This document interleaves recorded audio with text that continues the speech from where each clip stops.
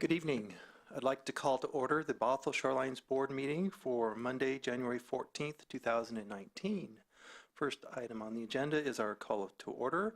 All board members are presently, except for members Jim Orr and Ann Agard. We haven't heard a call that they're going to be not here, so we do expect them to arrive, but we'll go ahead and get started.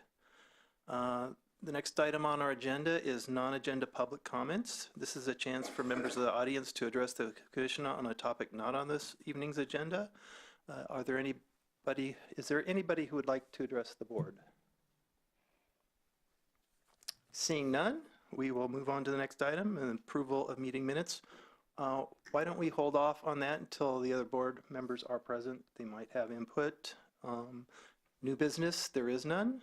Public hearing, there is none. Study session, review the shoreline jurisdiction environmental design or environment designation changes and potential clarification code amendments. I'll turn the mic over to David Boyd. Thank you, and I'd like to point out that we're joined tonight by Amy Sumi, our consultant from Shannon Wilson, Community Development Director Mike Cotterman, and from the Parks and Recreation Department, Director Nick Stroop and Tracy Burkowski, who is going to do, we're going to start off with their presentation on the Wayne Golf Course land and its implications for the board. And I'm just going to kind of preface that by, and then we'll move into Amy's memorandum analysis of the proposed designation change for the Wayne Back 9 and the other two jurisdiction and potential designation changes at Horse Creek and the Sammamish River side channel. But since their focus is on Wayne, we're going to let them go first, and if it doesn't take too long, maybe we'll have them stay for the other two items, since those are also on Parks lands. So with that, I'll turn it over to Tracy. And also just want to, our focus here is what is the appropriate shoreline designation for that area that is currently designated shoreline residential on the back 9. I know there are a lot of other questions about Wayne, and there'll be other forums for raising those questions. So with that, just one brief interruption, if I can. Just let the record show that our board member Orr has arrived. Thank you. Great, thank you, Dave. So I'm Tracy Burkowski. I'm the Parks Planning and Grants Manager for the Parks and Recreation Department. And I'm here this evening to talk to you a little bit about the former Wayne Golf Course, and specifically focusing in on the back 9 area, which, as you know, is under discussion this evening for a shoreline designation change. So first, just a little bit of history, because there was some confusion here. For the back 9, we completed this acquisition in 2 different phases. The phase there referenced in the green, the city purchased in 2017, and then the phase in that sort of orangey color just completed last month. So what I really like to focus in on this evening is sort of our smaller discussion area, and you'll see that highlighted in the presentation in the red oval. And specifically, the area that is designated as shoreline residential, which is the color in yellow. The orange color is the designation of urban conservancy. And this is particularly important because residential housing is no longer permitted on the land, and therefore a change in that designation is warranted. And so just some points of reference, in the council adopted 2012 shoreline management plan, one of the goals was to encourage the continued, for the former Wayne Golf Course, was to continue the operation as a shoreline recreational use. And while golf, because the rest of that paragraph goes on to talk about golf, is no longer occurring on the property, it was certainly the intention of the city council when they made the decision to purchase the land to use it as a park to provide various forms of recreation for the community. So So the potential uses for the back nine are guided by conservation easements, deed restrictions, and as Dave talked about a little bit earlier, public participation. And I'd like to just stress that for a moment, is because most of those efforts have not yet occurred in terms of public participation, and they're still forthcoming.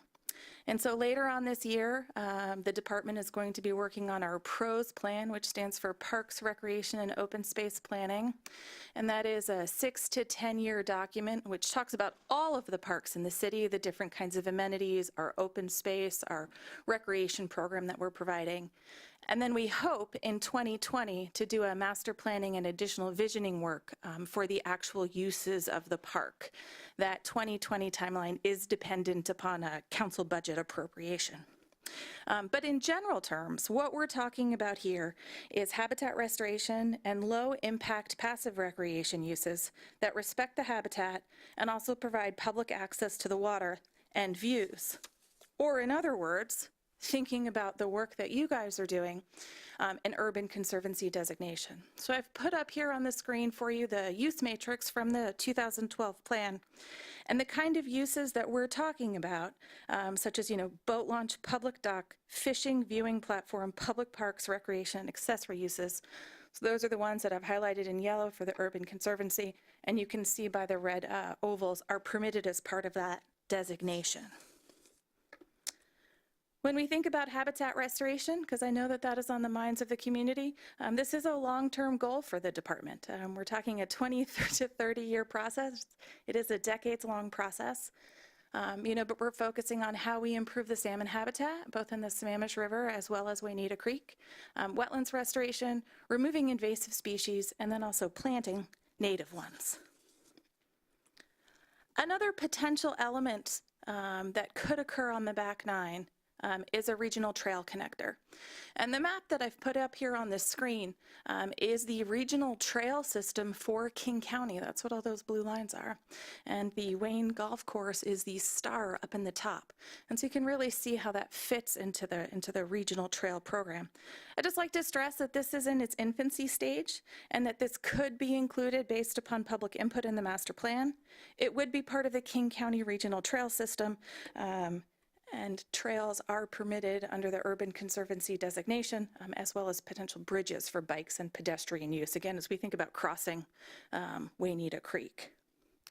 So with that, and just sort of an overview of potential uses of the land and how that aligns with the designations that are out there for the shoreline management plan, staff's recommendation to you tonight is, of course, to retain that existing urban conservancy designation, which is adjacent to the river, and then to replace the existing shoreline residential designation with urban conservancy. I can answer any questions that you might have. Just one brief administrative thing. Let the record reflect that Board Member Agard arrived at 6:06 and we're all present now.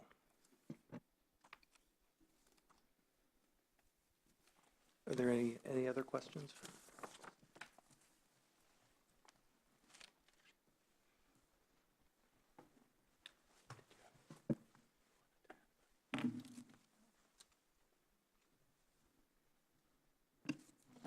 I think we have several questions, but could you let us know, Tracy, what other things you plan to discuss before we jump in and start bombarding you?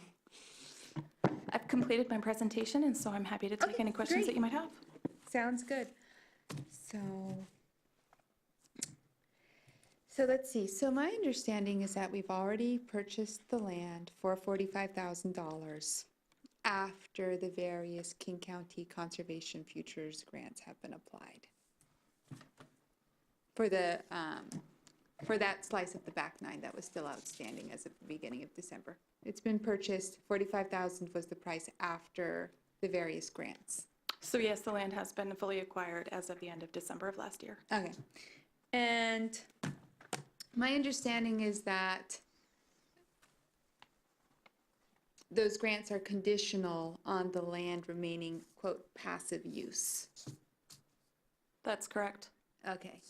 Now, if we keep the land as urban conservancy,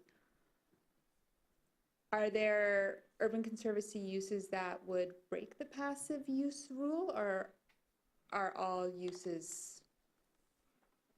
So I can't speculate on what the community may ask for as Right. part of the pros planning and the master planning process. So, if this is designated urban conservancy, then that will be one of the guidelines or frameworks that the public will be required to work in as they suggest potential amenities and a potential plan for the park. Okay, so I guess my question is, are there any uses within the broader spectrum of urban conservancy that would go against the grants and all the restrictions that have been placed on the land? I don't believe so. Okay, so things like canoe docks and so forth, those are still included in the passive use umbrella. So there are a number of different easements which cover the land, and so depending on the section of the land, there are certain things that are required or that are permissible. Okay, so we can follow all the guidelines of the grants and still do things like canoe docks and so forth. It's possible. Again, I don't want to speak to what those potential amenities might be Right. until the broader community Of has a course. chance to weigh in. Yeah, I just want to make sure that we're not already closing ourselves off from those possibilities with the current situation of using the grants to have paid for this. I'm not sure that I understand your question. Yeah, I just want to make sure that, I mean, I know the grants have restrictions, and If I may, I Yes. think you're correct. I think that the urban conservancy designation would not preclude any, well, it wouldn't be contrary in any way to the conditions that are on the property now. okay, I think my understanding would be if there was something that was more restrictive in one of the conditions, that would still apply regardless of Yeah. what we do. You- Yes, The more that's correct. restrictive will apply. okay. That's correct.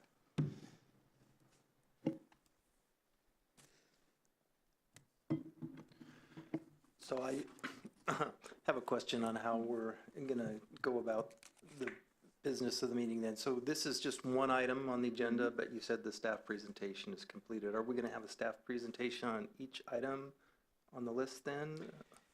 Yeah, what I thought we would do is wanted to give Parks a chance to do their presentation and then let Amy talk to her memo that looks at this, the shoreline designation changes proposed here, as well as Horse Creek and the Sammamish Riverside Channel, and then kind of deal with that body. So we're as going one. to Yeah. cover the Wayne Golf Course topic first and then move on to the other items on the list. I got it. Okay, thank you. I guess I have a follow-up question on the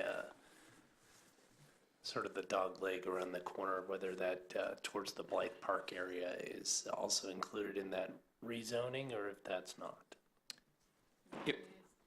Yes, it would be. Yes, Right. yes, it would be. I just wasn't able to get the circle to be She did. perfect. The program doesn't have a dog leg shaped oval. We'll work on that.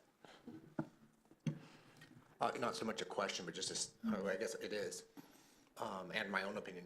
I feel like it's appropriate to follow the recommendation for the urban conservancy designation.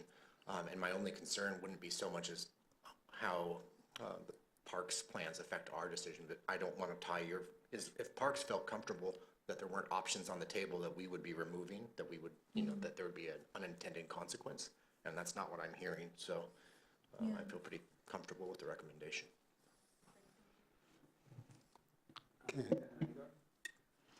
I notice if I look at the map and there's a line going through that urban designation, urban conservancy. Is that part of the 5-acre line that would be possibly purchased back by the city? Oh, sorry, I turned it off. I don't know that it's designated on there. And I have some more detailed maps that might. So this, well, people listening to us recording aren't going to understand that anyway. This line up here, this line down here. I'm not sure what section that you're referring Okay. to. I Or I could pass this over to you and you could show me. I'll show you what I'm thinking. And I think I may have taken the things out of my notebook that I may need. How do you work this There you little go, thing? the green button up top. The green button, this one. Press it. There. Okay, what's this line along there? Oh, thank you. Okay.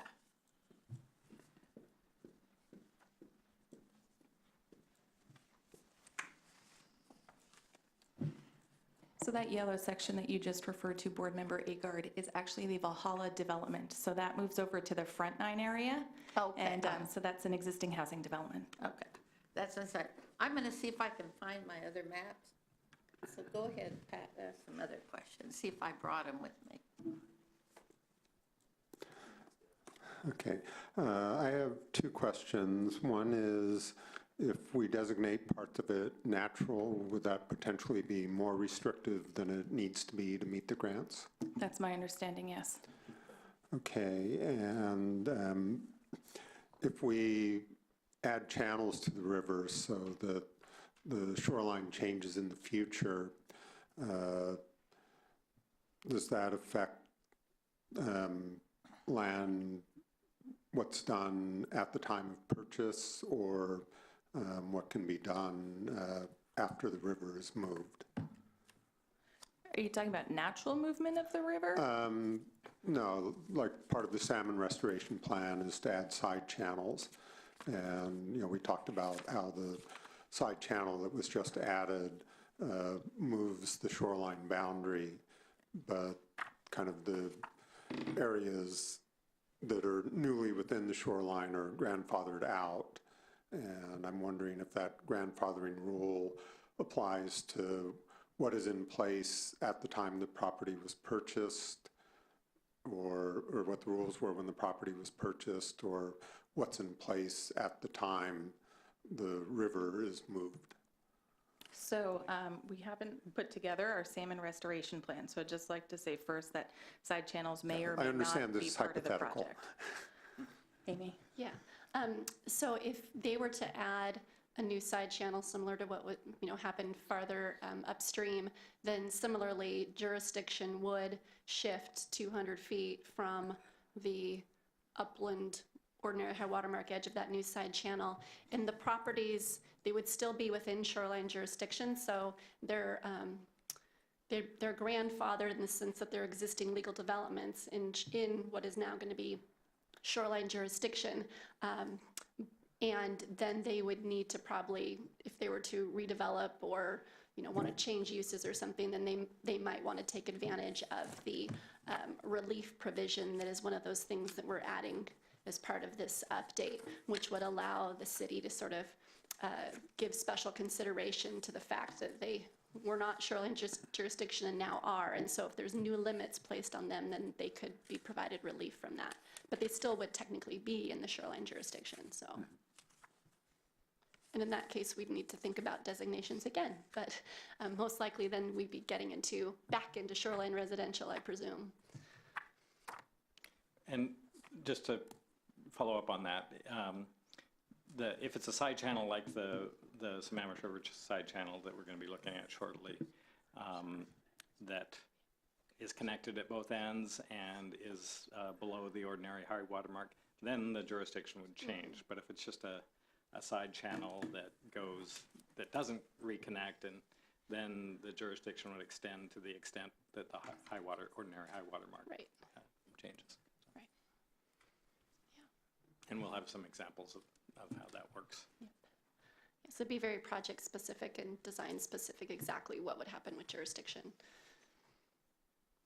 Did I answer that question? Yeah, I guess what I'm trying to get at is if the city wants to build something on the property and it's decided to move the river, does it need to build it before the river is moved, or can it seek relief after the fact and build it based on where the river is now?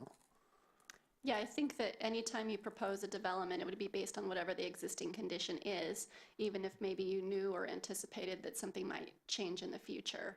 It would still be based on what's now. And then if that development went in and in the future there was a new side channel that changed the circumstances for that property, then it would seek relief or go through some other sort of shoreline permitting process to continue to expand or redevelop or whatever might be happening later down the road. But Yeah, well, I guess it what would I'm, still be an existing legal development, and you would still build it based on the existing condition.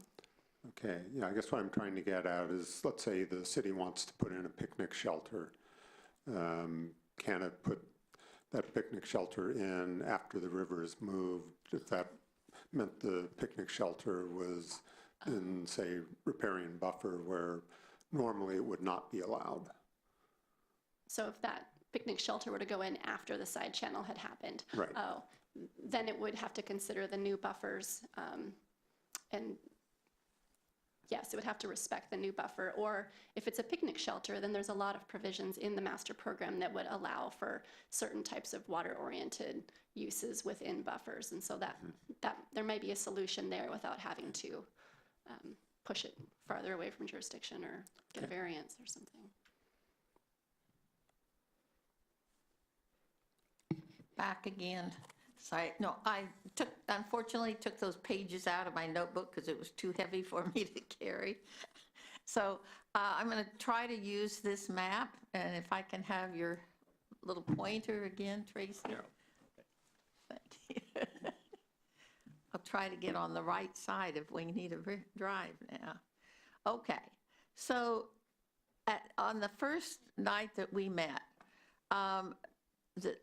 I don't know whether it was Dave or Michael, talked about the 5 acres that were left to purchase from King County. And they said at that time that just a corner of this shoreline jurisdiction, so the jurisdiction runs 200 feet from the ordinary high water mark, would come into the designated area. So can you point that out on the map for us, that line across there? You want your pointer back again? I'm going to try and do it without the pointer. And I'd like to preface that I think that there'd been some confusion with the information that was presented to you at the first meeting. Okay. In that part of the maps that I discussed during the September City Council meeting of last year was specifically talking about buffers related to funding and not buffers related to the shoreline designation. And I think that those terms have been used interchangeably so that I think it looks sort of like a house. Nick, you may have to get that. The 5 acre area. Here you go.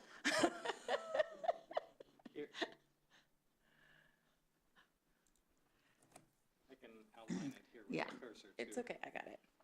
And so Okay. this area here is the 5 acres that was purchased in December of last year. And so there is this about 80-foot overlay for the shoreline management district that is part of that 200-foot buffer, and we recognize that, and we're still recommending the Urban Conservancy designation for that. In that previous map that you may have seen, it had to do with where an overlay of funding ended, and that was that reference to a buffer and not the shoreline management plan. So hopefully that clears it up for you. That could have been, but I think this is it. The issue was there is a small part of that 5 acre Yes. that is in the shoreline jurisdiction. Yes. And what my question then is, with your support of the Urban Conservancy, even should the city be able to buy it back at some future time, you would be comfortable with the Urban Conservancy designation? So I'm comfortable with the Urban Conservancy designation right now. It is not on the horizon in the short term for the city to purchase back this land. And the only thing that I wouldn't want to say is I wouldn't want to speak for a council or a community that's 20 years from now or 50 years from now. But as it stands right now, we're very comfortable with the Urban Conservancy. Okay, that was the clarification. There is actually some of that 5 acre within it. Yeah, Okay. it's about 80 feet of the buffer. Yeah. Okay. That was the issue. How much? And Yeah. correct me if I'm wrong, Amy, but I don't think that line has changed. Only the designation is what's changing. Is that correct? It was urban, it was the shoreline residential is what the current designation is, but Right. the line, the boundary is still the same. For shoreline Oh, yes. jurisdiction, right? Yes, yeah. I just Except want to for be clear that- about that. We're not changing the line, just the designation. That is measured from the ordinary high water mark, unless that ordinary high water mark changes.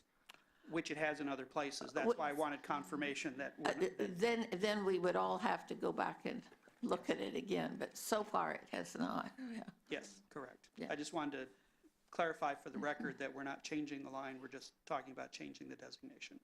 Yeah, it comes from the water side. Right. Yeah. There is one minor change in the boundary right here where Weneeta Creek comes up.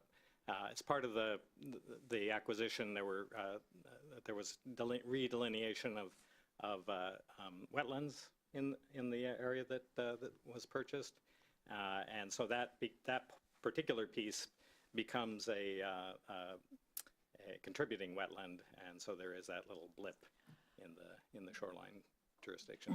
I also this is a tool I'm going to use. I'm going to demonstrate it, that we can go from what's proposed.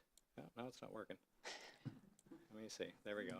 So here's what we've got: shoreline residential, and then the proposal is to go to urban conservancy, and we can turn off the current designation entirely to see what without all the overlapping labels. That's pretty cool. You're going to Very show me how to do that. I think I know what you're talking about when you're talking about the buffers. Okay, and that it was confusing, yes, yeah. And the Urban Conservancy designation has a 100-foot buffer, so there are no 200-foot buffers either. There's the 200-foot shoreline jurisdiction, 100-foot buffer off of the ordinary high water mark. Just another clarification. But that still doesn't, trails are still allowed within that 100-foot buffer. Right. So Yep. that is really not an issue, yeah.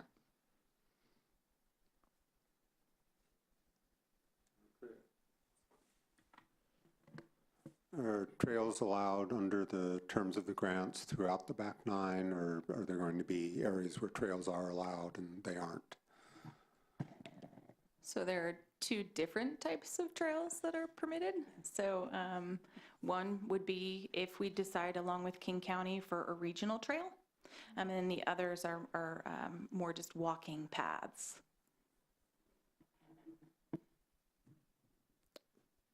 Are they allowed throughout?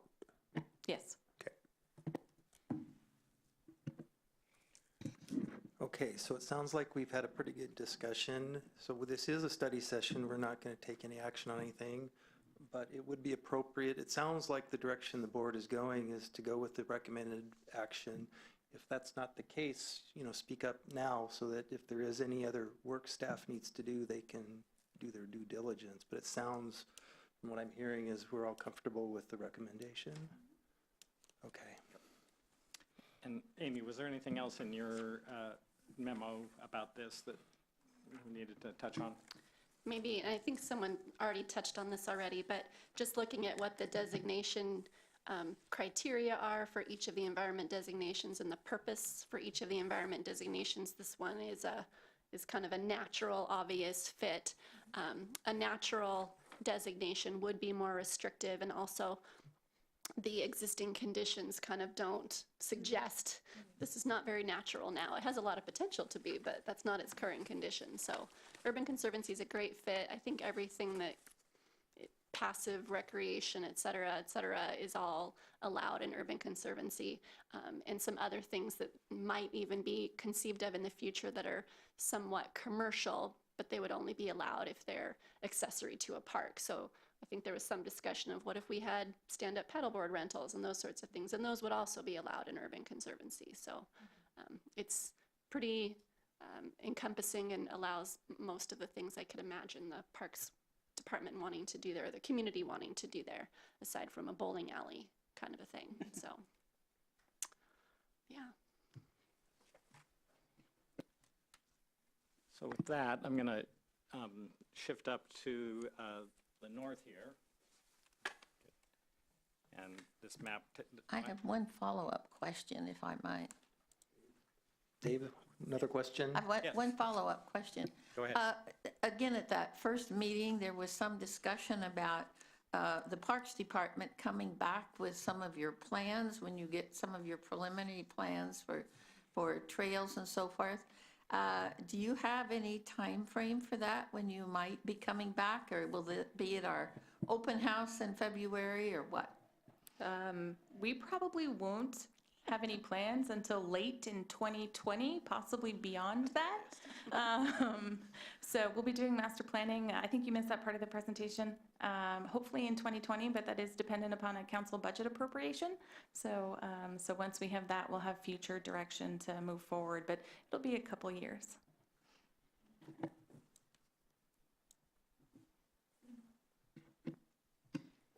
Just to go back to my question at the beginning to make sure that I'm 100% satisfied with the answer. So that small part of the Phase 2 property that pokes into the shoreline, my understanding is that if there are, quote, active uses on that Phase 2 property, then we would have to buy out the easement. Is that correct, or am I mistaken? That is correct.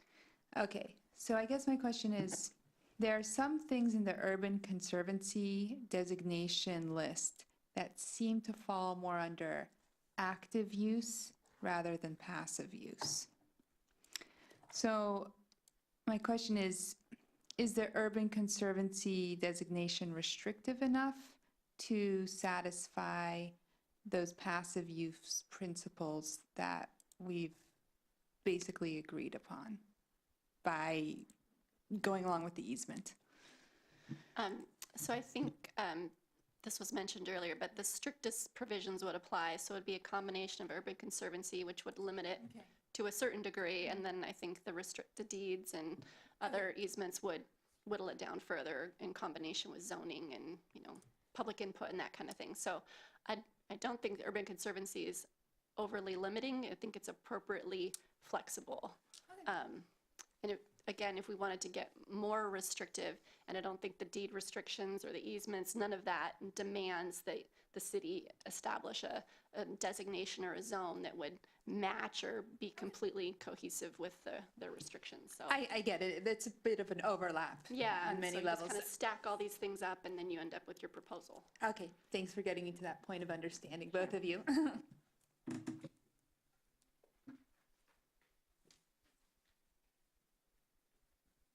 So I'm having some technical issues here, but now we've got the other two areas where we're looking at mapping changes, dealing with the shoreline jurisdiction and the environmental designations. And again, this has both of them overlaid, but this is, you can see the proposed. There is the existing. It's a little not quite as clear, but if we talk about Horse Creek first in this area, this is where the new Horse Creek channel is, and what it did is it caused the ordinary high water mark for the river to extend up that channel a short distance, which created this bulb here. So this is what we have currently planned. I'm going to try to get, I was having trouble getting the newer aerial photograph to load, and I still am. Okay. Oh, now it's thinking about it. Sorry, that is not working. Try one more thing. Oh no, never mind. And what that did, if you look at what the current designation is, and actually let me just turn off the new. So the current designation has a high-intensity park extending out to here, and then the Urban Conservancy taking on at the property line that exists down here. And basically, there's a little bit of a bulb out here, and so I think there's some anomalies in the mapping, and then there's a little weird orange triangle here that doesn't show up terribly well, but that extends onto parcel A. So in the new proposed mapping there, the shoreline jurisdiction extends further, and what is being proposed there is that the existing property line remain the division between the high-intensity park and the Urban Conservancy, and the portion that extends onto parcel A would be designated high-intensity to allow more types of uses, the types of uses that we're marketing that property for. And it's consistent with your current zoning as well, which is an important consideration when thinking about designations, is consistency with the comp plan and projected land uses, as well as the existing actual condition. And I would point out that the current zoning on parcel A is SR 522 corridor with the riverfront overlay. So that basically means that development on that property will have to provide all of the view corridors that are required for within the shoreline jurisdiction. So I think the protections will still be there, but the high intensity designation will provide a little more flexibility in terms of uses. Yeah. One other thing relevant to that, it doesn't show terribly well here. Let me see if I can.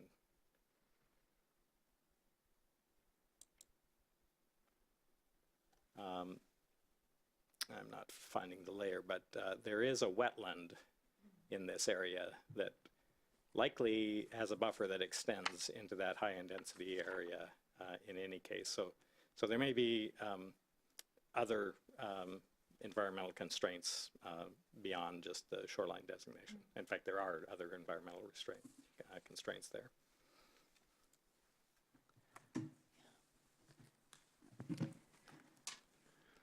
David, can you tell us a little bit more about that triangle right now? As far as I understand, it's just an empty lot with maybe an old building on it.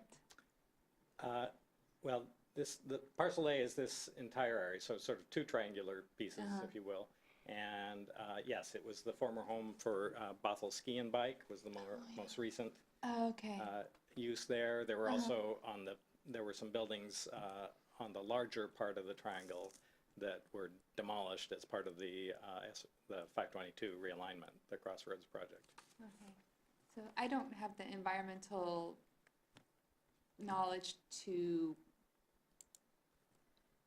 say whether that piece is important or not, but it just seems that anytime we change something that was Urban Conservancy into a high-intensity area, perhaps there might be some more oversight by the scientists. Yeah, I think the original Urban Conservancy designation was a bit of a GIS fluke glitch related to like a wetland that was strayed from where it was supposed to be, or some other sort of a glitch somewhere in the system. So as far as we know, there isn't actually wetland in such a shape on that piece of property. Yes, so it was a very strange shape. Yeah, it just sort of flew out from jurisdiction. Sounds good. The buffer would also, which I think would be 100 feet, would also still apply in addition to off of ordinary high water mark from either Horse Creek or the river, as well as any buffers from any other wetlands in the system as well. So, thank you. I've got a question, Dave. The area where Horse Creek now has been moved, why convince me that it's more practical to keep it high-intensity park rather than putting a urban conservancy? We invested a lot of money to restore that area, so why would we want to keep it high-intensity rather than urban conservancy? For practical purposes, the Urban Conservancy could extend to the extent of the buffer. That stream, as part of the project, a 75-foot buffer was established for that portion of Horse Creek. So, and that buffer is going to protect that area from any uses that wouldn't be appropriate within a stream buffer. So would provide essentially the same kind of protections that the Urban Conservancy environment designation would provide.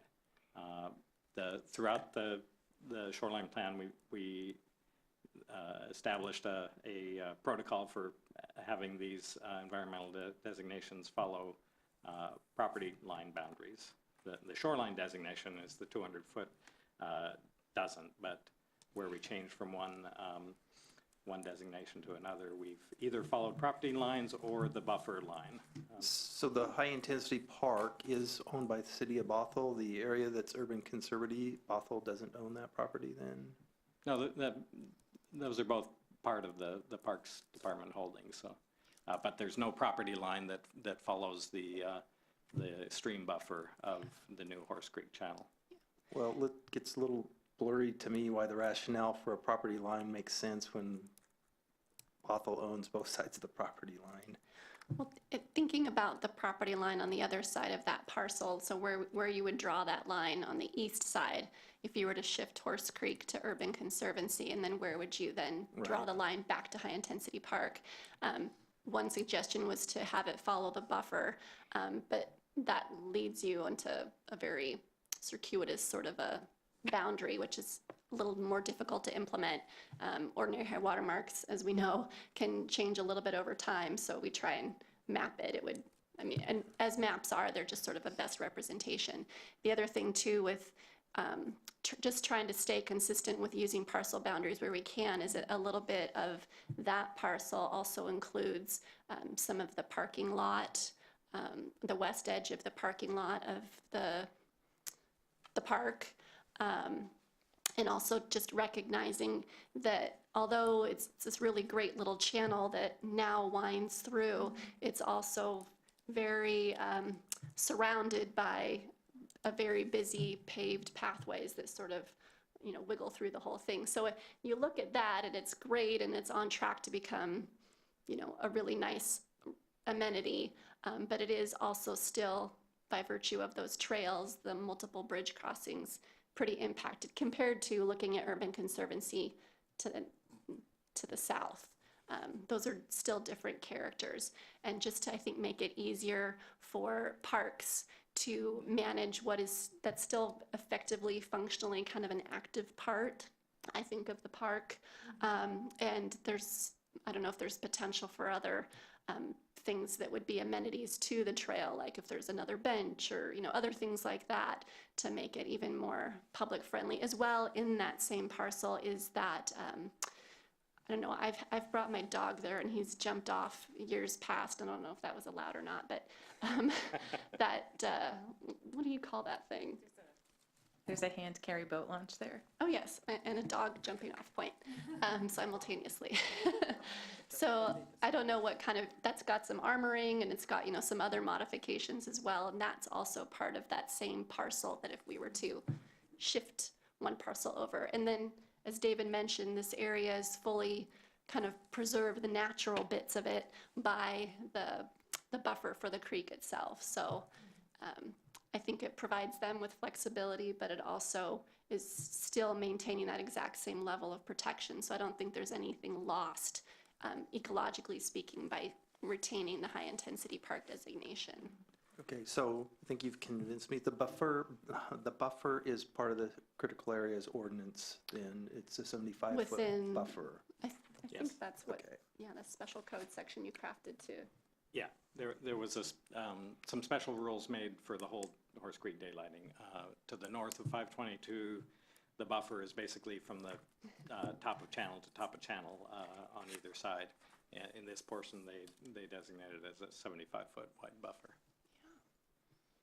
We can, we could probably come back with showing that on a map that has all the property lines and makes it clear. I was trying to manipulate this to get those to show, but the technology is not my friend at the moment. What's the bump? Oh,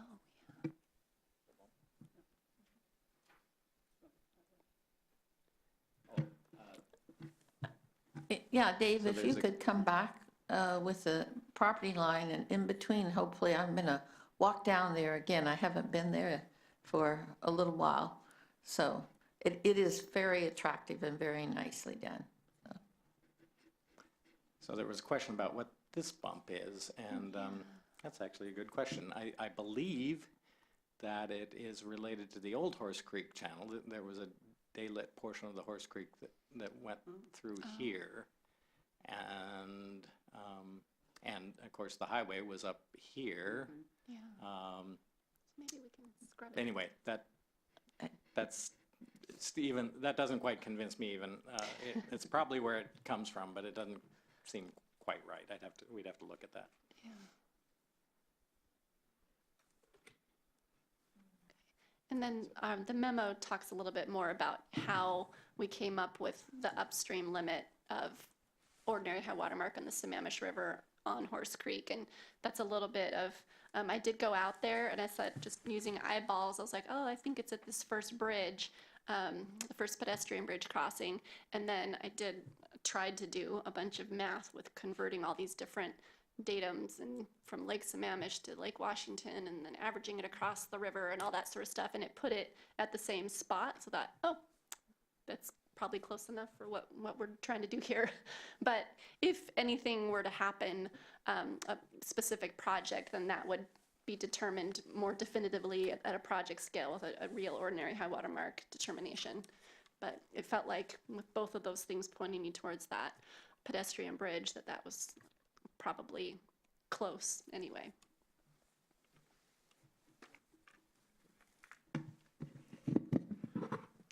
Yeah, just my thoughts on it. I think it is, when you look at where it falls and you're out there, it's like smack in the middle of the new project of the division for high intensity and urban. And it seems kind of odd, but I do support the sticking to it where we can, the property boundaries, just for what Dave was saying on how much easier it would be to manage it. You can survey that in very well rather than going into high water determination and buffers. And logically, I could see that if I was going just on the environment and ignoring the property lines, I could justify moving east to get to restoration area, but that really is heavily trailed and paved, and I could also see it going west to avoid that. So I think where it is, I'm very comfortable with. And in terms of the effort you put into figuring out where high waters, that's where I felt when we were talking at a previous meeting where I said, well, I think it wouldn't cross the road, it would go up a ways, but not significant. Yeah. That's about what I imagined, so I'm comfortable with that. I did the math wrong the first time and it crossed the road. And then David's like, really? So I did my math again and found my error, and yes, felt better after that.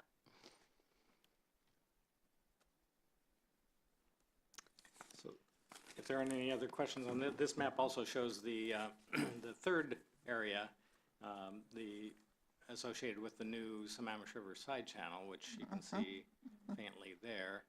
And I've lost the existing boundary here, but it basically follows that 200-foot line from the river, and with the side channel, it really expands the jurisdiction fairly significantly into, again, Sammamish River Park land and across the West Riverside Trail area. But trails are allowed in Urban Conservancy. It's an existing condition. It's not going to compromise in any way that trail or the little exercise area on the edge there.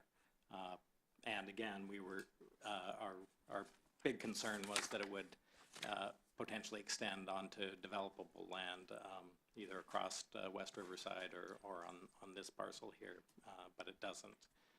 One thing that we still need to study a little bit This is not a wetland. We think that it was probably at one time mapped a wetland and was included as an associated wetland in the shoreline jurisdiction. But with the side channel, they remapped the wetlands in this area and did not include that. So we need to confirm that they looked at that area. If not, we probably will leave it. But if it was actually studied and determined not to be a wetland, there's no reason for that little funny looking appendage.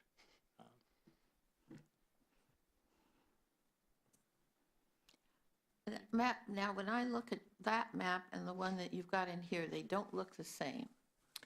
Which one in here are you Now, referring I'm to? looking at the one that talks about the Sammamish River side channel over here On on page 2. So am I looking at the wrong one, or can you orient me? yeah, so actually that's a good one to use as the comparison. What you're seeing there, on page 2, the upper image is the existing shoreline boundary. This is showing the proposed This is showing proposed. on the screen, yeah. Okay, but we don't have it in our packet.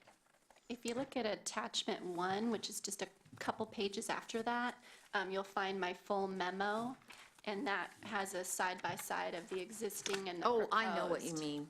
Okay, I know I think what you it's mean. just a few pages after Thank you. that document. I know what you're talking about. Okay, let me, I think it's the page, oh, yeah, okay. yes, thank you. Yep, I got it. Page 5 of attachment 1. Yeah. And we're proposing urban conservancy. Yeah. I was walking down there about a week ago. It's very nice. Yeah. And in addition to the side channel, the wetland was expanded, and as you see on that image on page 1, it shows how the wetland extends further than it did under the previous shoreline designation mapping. So.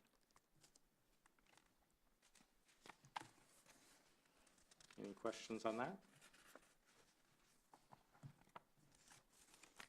So with that, I think we're ready to move on to the code amendments, and I'll turn it over to Amy, and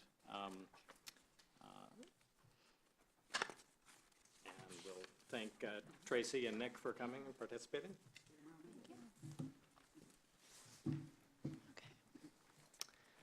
All right, so this is attachment 2 of the packet, and there's really just a very few pretty straightforward changes. So on page 1, you'll see a struck out flow chart, and then a reconstructed flow chart on the second page. And it's not that there were so many changes to this, but just we couldn't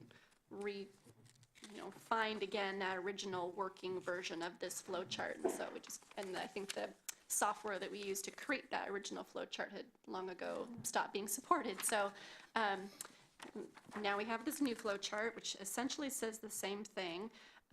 One of the things, though, the key change is instead of saying like amend application or seek variance, several times within the body of the flow chart that we're cutting out, instead now it just says amend application, because we don't want to make it look like we're encouraging people to pursue variances when really we want them to amend the application, and as a last resort, once you've done everything you can and used all the other tools, then you would pursue the variance. And so I think we may finesse this flow chart just a little bit more, but that was the kind of the reason for making a change at all, was just to emphasize we don't want lots of variances coming at the city.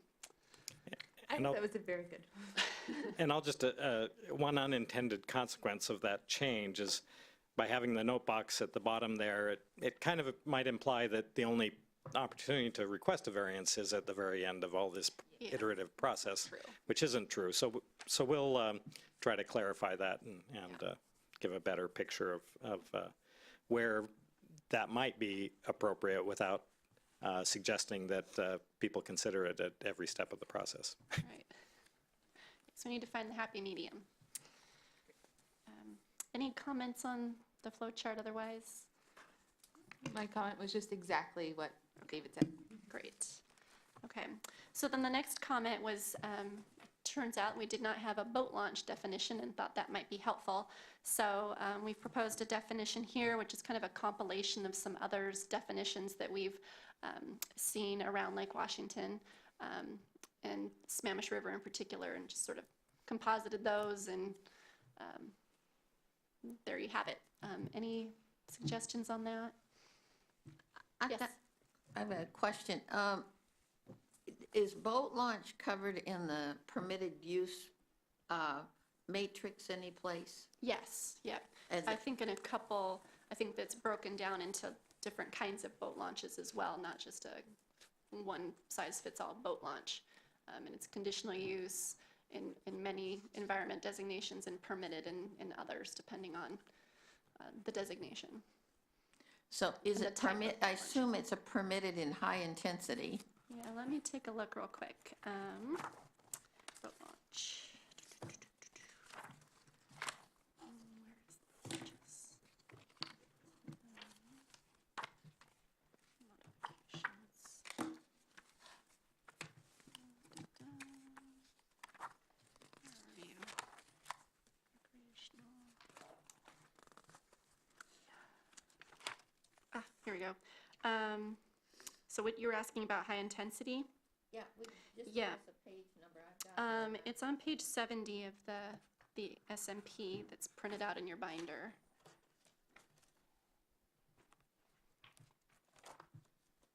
And there's two categories of boat launch, kind of for motorized boats or non-motorized. And in high-intensity environment, and both kinds of boat launches are permitted. High-intensity park, they're only permitted if it's accessory to a park, which seems obvious. basically, so there's both a boat launch motorized and a boat launch non-motorized. This is just the boat launch. Yeah, just a boat launch, and then I think it's, you gotta figure out if it's serving motorized boats or if it's more kind of a walk your kayak or canoe kind of a launch, but it's, we could further, if you're kind of wondering if it makes sense to have a definition of what a motorized boat launch is versus a non-motorized boat launch and break that down, or I think this definition is kind of covers both. Don't know. My first assumption was that I know there's kayaking down on the Sammamish, and I can totally understand that. I get a little more nervous when we start talking about motorized ones. So, because they had, in Kenmore, they had so many problems with their boat launch down there on the Sammamish and by the bridge. So I don't know whether we need to separate the two out or not on the definition. I don't think changing the definition would affect how it's implemented anywhere, because that's in the code. I feel like this covers both. If you wanted to make it clear, maybe we could add just a sentence that said boat launches may be either motorized or non-motorized. Should we say that in the definition? Or just leave it? I'm fine as is. I don't think that makes it confusing when you get to the table. I think it's obvious, you know, that the boat launch by which area, one's motorized, one's not. As the one who's often tasked with interpreting the code, I always look at how clear is the definition and how is it applied in the regulations, and is it clear or does it create ambiguity? I think in this case, it's pretty clear. The boat launch definition, I think, incorporates both motorized and non-motorized. It's not explicit, but it is implicit. And then it's broken out in the use table, so then it's clear where it's allowed and where it's not. That's how I would interpret it. I could see how it could come confusing. For example, a skateboard, now they have these skateboards that you can get a battery-powered skateboard. I could see the same thing happening on a Electric stand-up canoe. paddleboard or a kayak. Oh my goodness. That you put a battery on it and a motor. Now is that a motorized boat or not? So I can see how it could become confusing in the future. Actually, becomes leaving it a little more open, just the definition, and then have the regulations for launch. Regulations can change faster than what we're doing here, so. And that's where the interpretation comes in as technology changes, as those types of things come along, then it's up to the community development director to make the interpretation as to whether it applies to that particular vehicle that may not have been anticipated in the code initially. What's it similar to? And then who's ever in the position at that time would have to make that decision. So you're right, things change over time. And some of that might just be an enforcement issue or an educational issue as well. Letting people know you may have a motorized kayak, and that would be treated as a motorized watercraft as opposed to a non-motorized watercraft. I can see Patrick with his jetpack on his waterboard. Yeah, actually, I think the law currently is if the motor is less than 1 horsepower, it's considered non-motorized. So you could put a motor in the kayak and, it would still be non-motorized as long as the motor was small enough. Okay, and then question I have on the definition is, this one mentions inclined slabs and graded slopes, but we do have flat launches like the one at Bothell Landing, and the Riverside development, I think, has some dock space that's flat that you can, put your canoe in the water and, paddle off from there. And I'm wondering if you're intending to include those as boat launches and whether they would fit within this definition.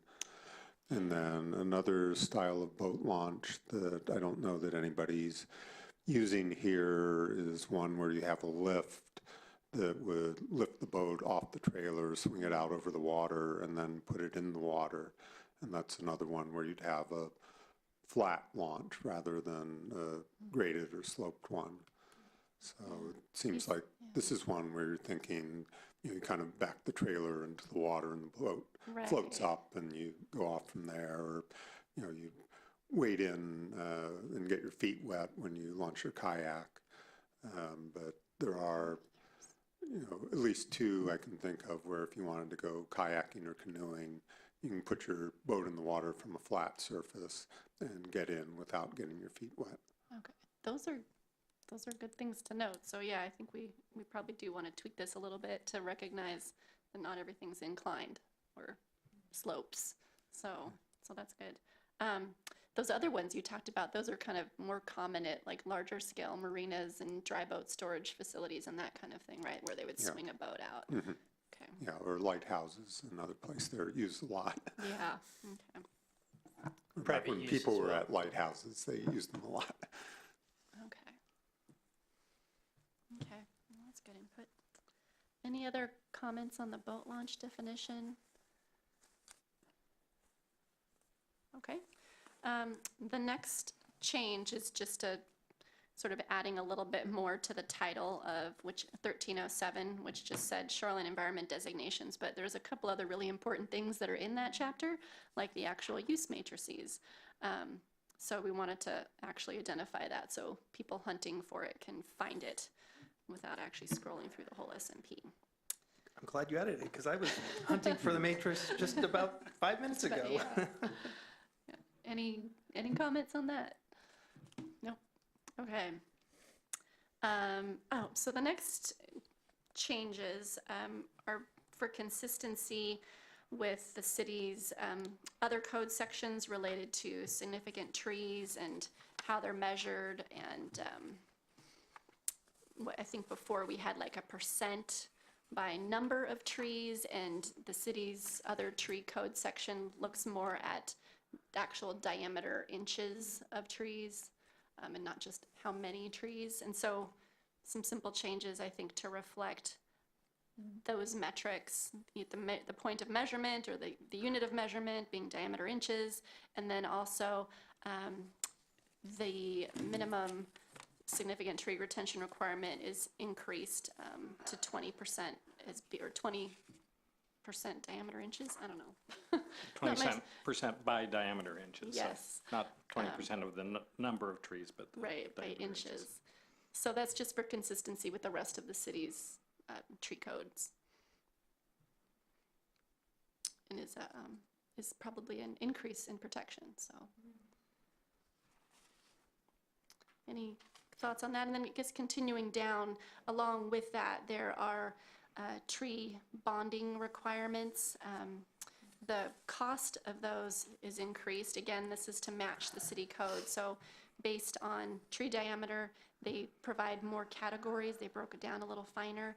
And then the cost per tree diameter has gone up as well, substantially in a couple cases. So why do we include the table in both places rather than referring them to? Doing that, so there's sort of two ways of doing codes like this.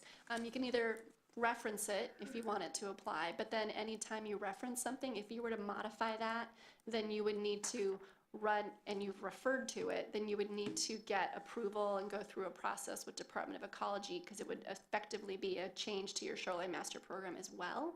This way, and this is what's happened here, is the city made changes to their tree code that didn't force them to make this, to reflect that and go through a shoreline master program update process, but they can pick that up now because they have it in both places.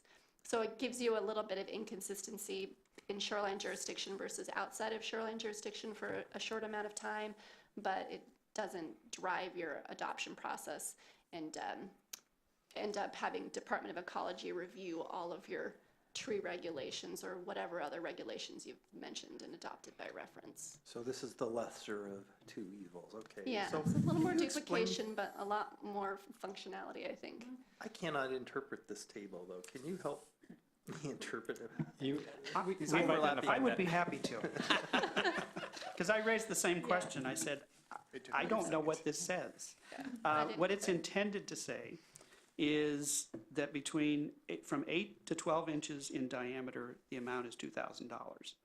If it's greater than 12 but less than 16, or up to and including 16, I don't know exactly where that cutoff is, which is part of the problem with the table. Right. It should say at least 12 and not more than, or something like that. So we're going to fix this. Because I raised this with Dave when I was reading this, and I said, I can't apply this the way that it's written. And he informed me that we're just changing it to match what's in another part of the code. Yeah. To which I said, then we need to fix the other part of the code as well, because that's just as confusing as this. Yeah. So we'll work on that, but that's the intent behind it. Basically, it's to define the range, the upper and lower limit of each of those ranges, and we'll clarify that. Thank you for validating my question to Dave earlier. I had the same question, and it's like, it took me a minute to figure out what they were talking about. I have a question. See, do we want to follow the same values that are used elsewhere, or do we want to think of shoreline trees as being more important than trees that are not near the water, and trees in more natural designations being more important than trees in more high impact kind of designations? We could look into that, but the values that we came up with were based on, we can't just pull these values out of the air. They were based on International Arboriculture Association standard.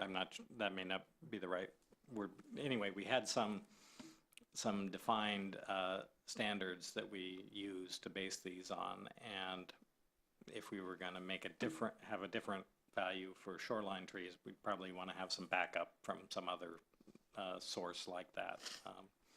And they may have more of a functional value for what you're talking about, David, and that's probably true. But I think this is based on more of what's the replacement value, what would it cost? It may not reflect the entire cost, but I think it's based on that more so than the functional value of the tree that's being replaced. And I think there's some other regulations in the vegetation conservation chapter that provide the kind of the greater emphasis on buffer and tree preservation than this particular little excerpt, which we're pulling out from that.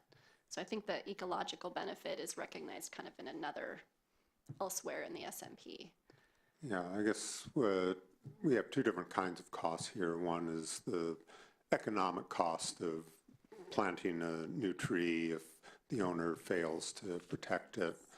But there's also an ecological cost of that tree not being there for, 100 years, if that's how long it takes the replacement tree to grow to the size that the significant tree was. And, the state is looking at spending $1.1 billion on killer whale recovery because people did not protect trees near water. So if we start prorating the costs of those trees, you would see that the cost to the state of failing to protect that tree probably is higher if it's in a shoreline area, if it's near a salmon-bearing stream, than if it's in the middle of downtown somewhere.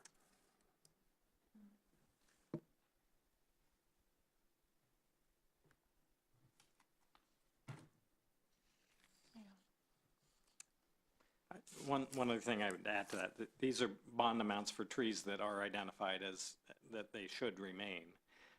So the real, in a way, the real reason for this is a disincentive for developers, contractors to not protect trees that they have said that they will protect. And I'm quite sure, and the amounts for large trees went up significantly from 3,500 to 20,000. So, and I think it's been effective. I haven't heard as many stories of trees that were meant to be protected getting damaged and or removed in the construction process. So, but those are good points that you raise. We can certainly look into those and come back. There's a provision in, let's see, what is it? 1309-030, which is the Shoreline Vegetation Conservation section, page 84 of the SMP, which says where vegetation removal conducted consistent with the section results in adverse impacts to shoreline ecological function, new developments or site alterations shall be required to develop and implement a supplemental mitigation plan. It requires that they be prepared by a qualified professional, and sort of address functions and those sorts of things. So I think there's a few other little tidbits in here that really sort of drive home the point that they're ecologically important and provide additional incentives for people not to remove those.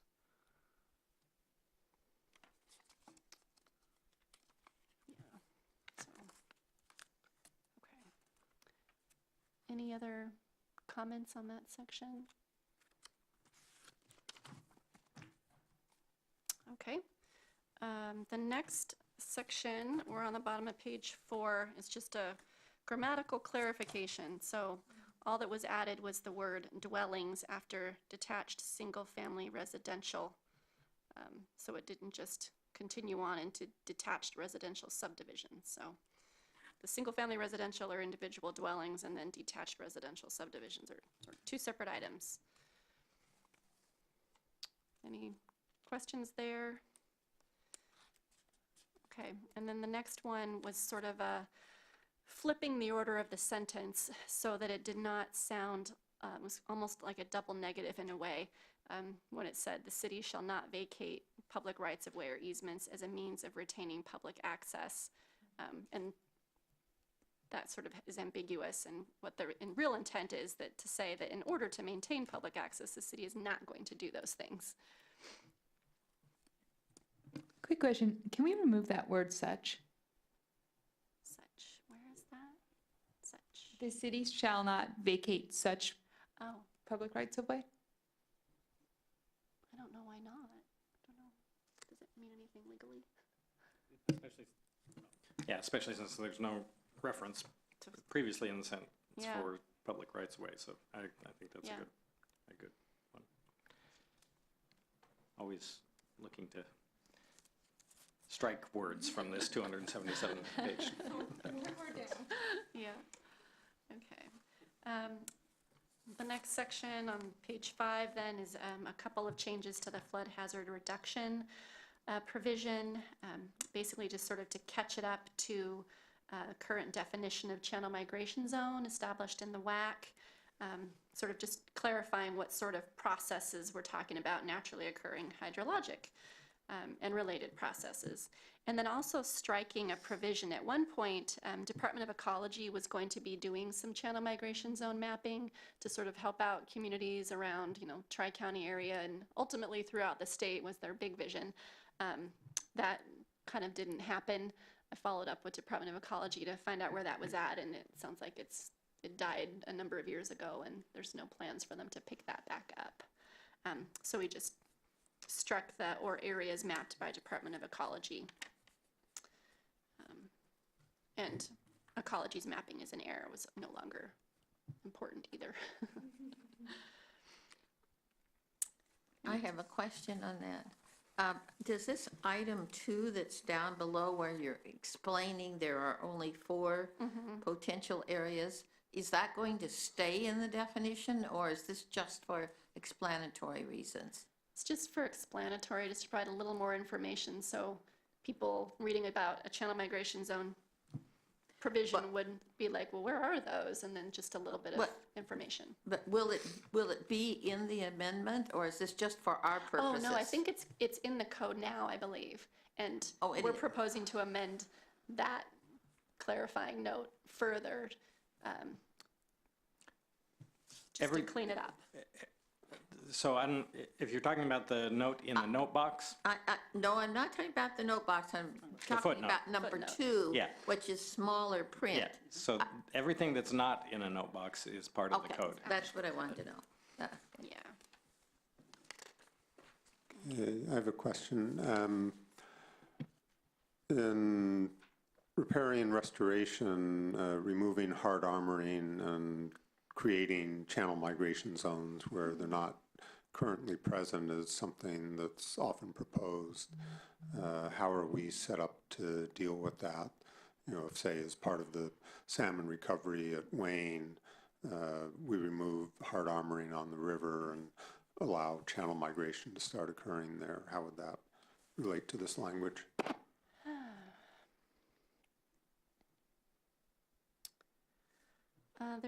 There's a few, I would assume that during that project, there's a lot of design and hopefully and study and coordination with adjacent property owners, because I think the concern from that perspective would just be that suddenly people who currently were not in a channel migration zone suddenly would be. So I think that's probably an important element that would be considered. But otherwise, I think that the Shoreline Master Program in general is friendly to restoration projects and removal of armoring, and hopefully reintroduction of some channel migration zone activity within the bounds. And for the Sammamish River, that's pretty well set what those bounds are. North Creek as well. So it would probably be other shoreline water bodies that maybe are outside of Shoreline Master Program jurisdiction that might be more of an issue, and not subject to this code. But yeah, there shouldn't, aside from needing to think about whether the channel migration activity could cause downstream adverse impacts on people or on developments, or might threaten adjacent developments, then I think that there shouldn't be any issues with introducing more channel migration more channel migration activity into shoreline jurisdiction. Does that answer the question, or was there? I guess so. Maybe just a clarification, Amy, if I'm understanding correctly, the footnote 2 is more of a description of current conditions. It's not a regulatory. Right. So in the future, if there were additional channel migration zones I see. identified, they're allowed for in the provisions. This just is enumerating the current ones. Right, yeah, this is an intent to limit and prevent introduction of channel migration zone into areas outside of these, if that was the concern.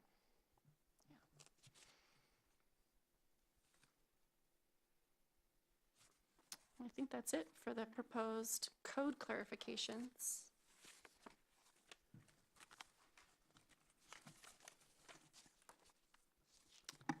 And that actually concludes the study session and takes us into old business, unless there's any other comment. I mean, it's all kind of part of a continuum, but it takes us to the consideration of requests for items to include in the Council's 2019 planning docket. Before we do that, would it be good to do the minutes approval, maybe? Sure, I'd forgotten about that. Okay, so let's go back to item 3 on the agenda, approval of minutes. So we did not start exactly at 6. How detailed do we want our minutes to be? So I don't know, I was like 5 after 6.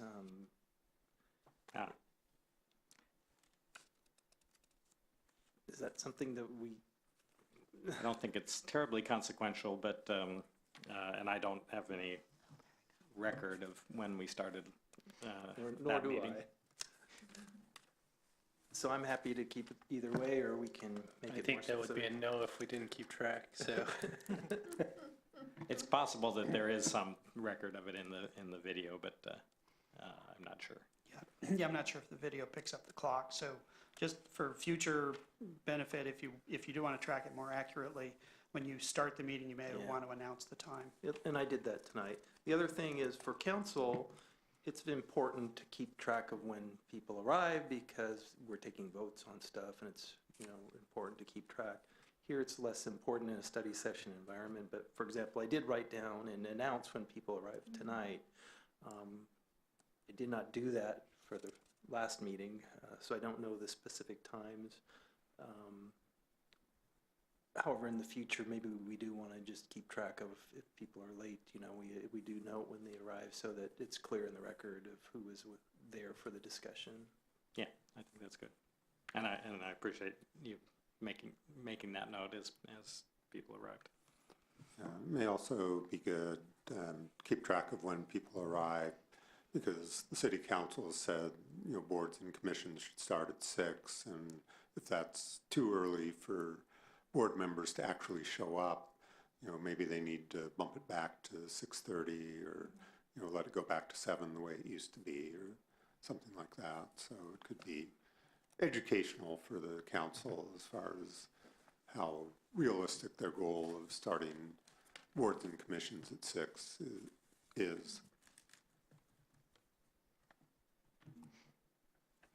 Okay, is there any other changes to our minutes in front of us?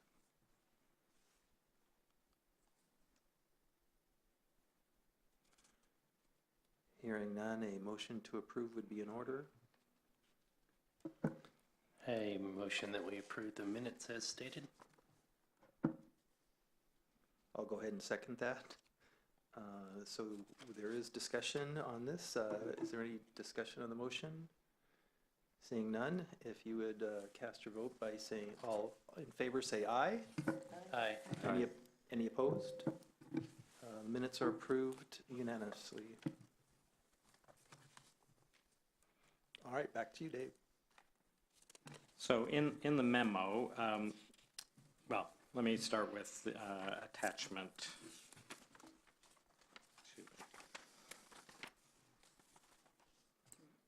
Attachment 3 is a letter from NA regarding suggestions for shorelines issues to include in the 2019 planning docket, as we've discussed before. And essentially, and I'll give you a chance, Ann, to speak to your letter, but essentially an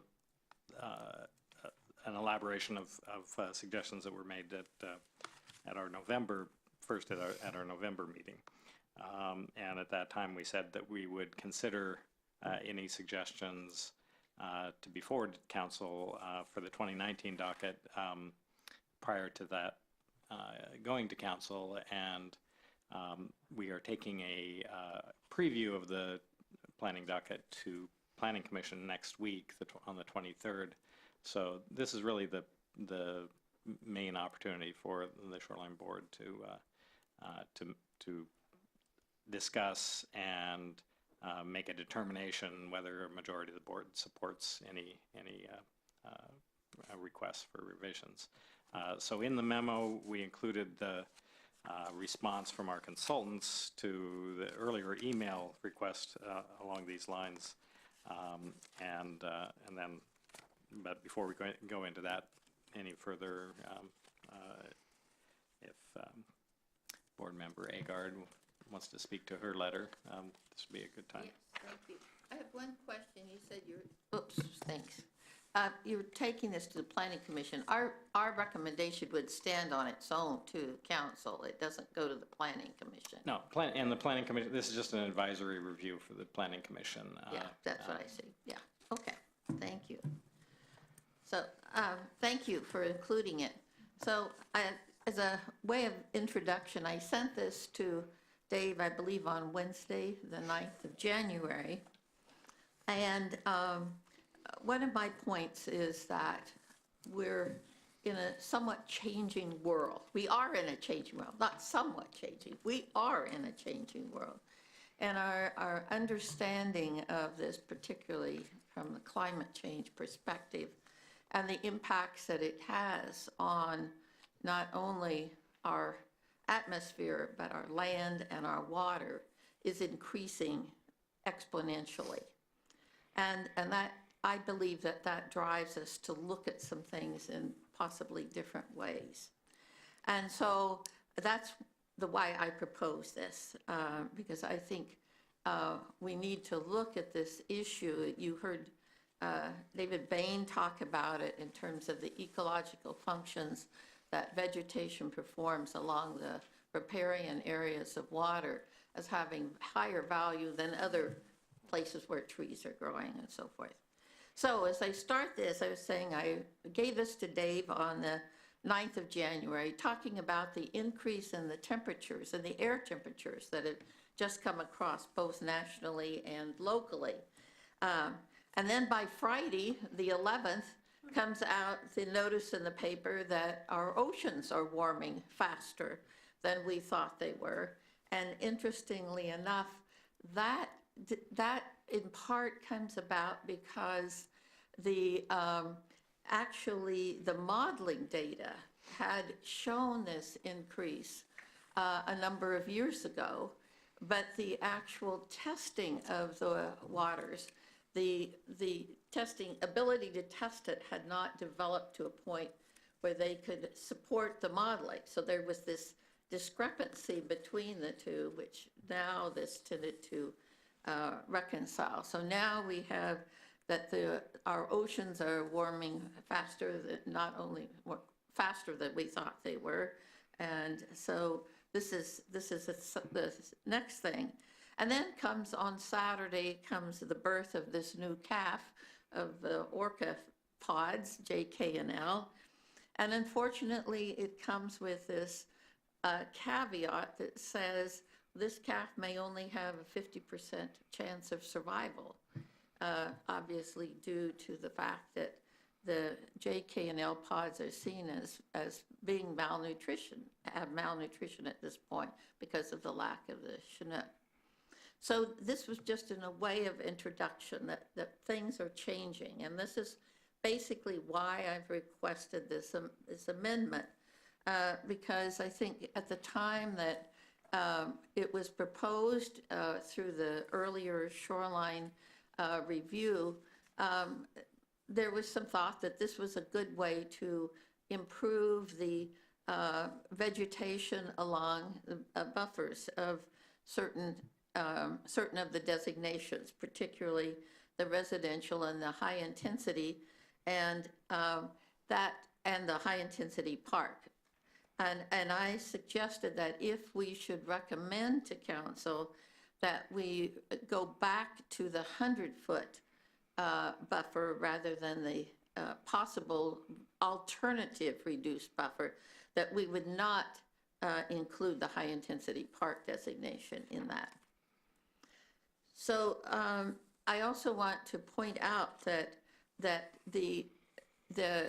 any time there is a buffer where it is 100-foot or which is basically, we even have a 100-foot buffer on an urban conservancy, that buffer can be proposed for reduction And it's done, that is covered by the critical areas ordinance. So even should the buffer be, again, proposed to be consistently 100 feet, both in the residential and in the high intensity, as it was for many, many years in the Shoreline Master Program, it does not eliminate reducing that buffer through the normal processes that are found in the critical areas ordinance and under the Shoreline Master Program. That ordinance is duplicated in the Shoreline Master Program as well. So those are the main points that, as I'm sure we all know, salmon require cool, well-oxygenated water to survive. And so the other source that I used is this WIRA 8 inventory that came out recently in 2017. And this has also updated a lot of the information that was in here before. I can certainly pass this down if you want to look at it. I tabbed some of the areas where they talked about, you want to look at it, do you know it? They talk about the salmon runs that are both in the Sammamish River and in North Creek. They talk about what their goals are for 2025 and 2050. They talk about what those goals are, not only in terms of reduction of temperatures, but also for including woody debris and increasing the salmon runs. And I assume that everyone on the board knows that the Sammamish River is definitely too warm. And that is one of the very large concerns, particularly of the area through Bothell, is that it is very highly detrimental to the Chinook salmon that are coming in through the lake and headed on down both to Lake Sammamish, but also to Bear Creek and to Issaquah. So they basically, the Bothell section is primarily a migratory corridor, but that having the high temperature actually becomes a barrier for the Chinook moving on up also into North Creek. So what happens is they pool in the cool areas, for example, at the base of Norway Hill, around Blythe Park. So where we have cool water coming out of Norway Hill that is draining naturally, they pool in these cool pools until we get some rains and the water cools that they can move on up. But the problem is if they stay there too long, then they miss the opportunity. So it's a big problem.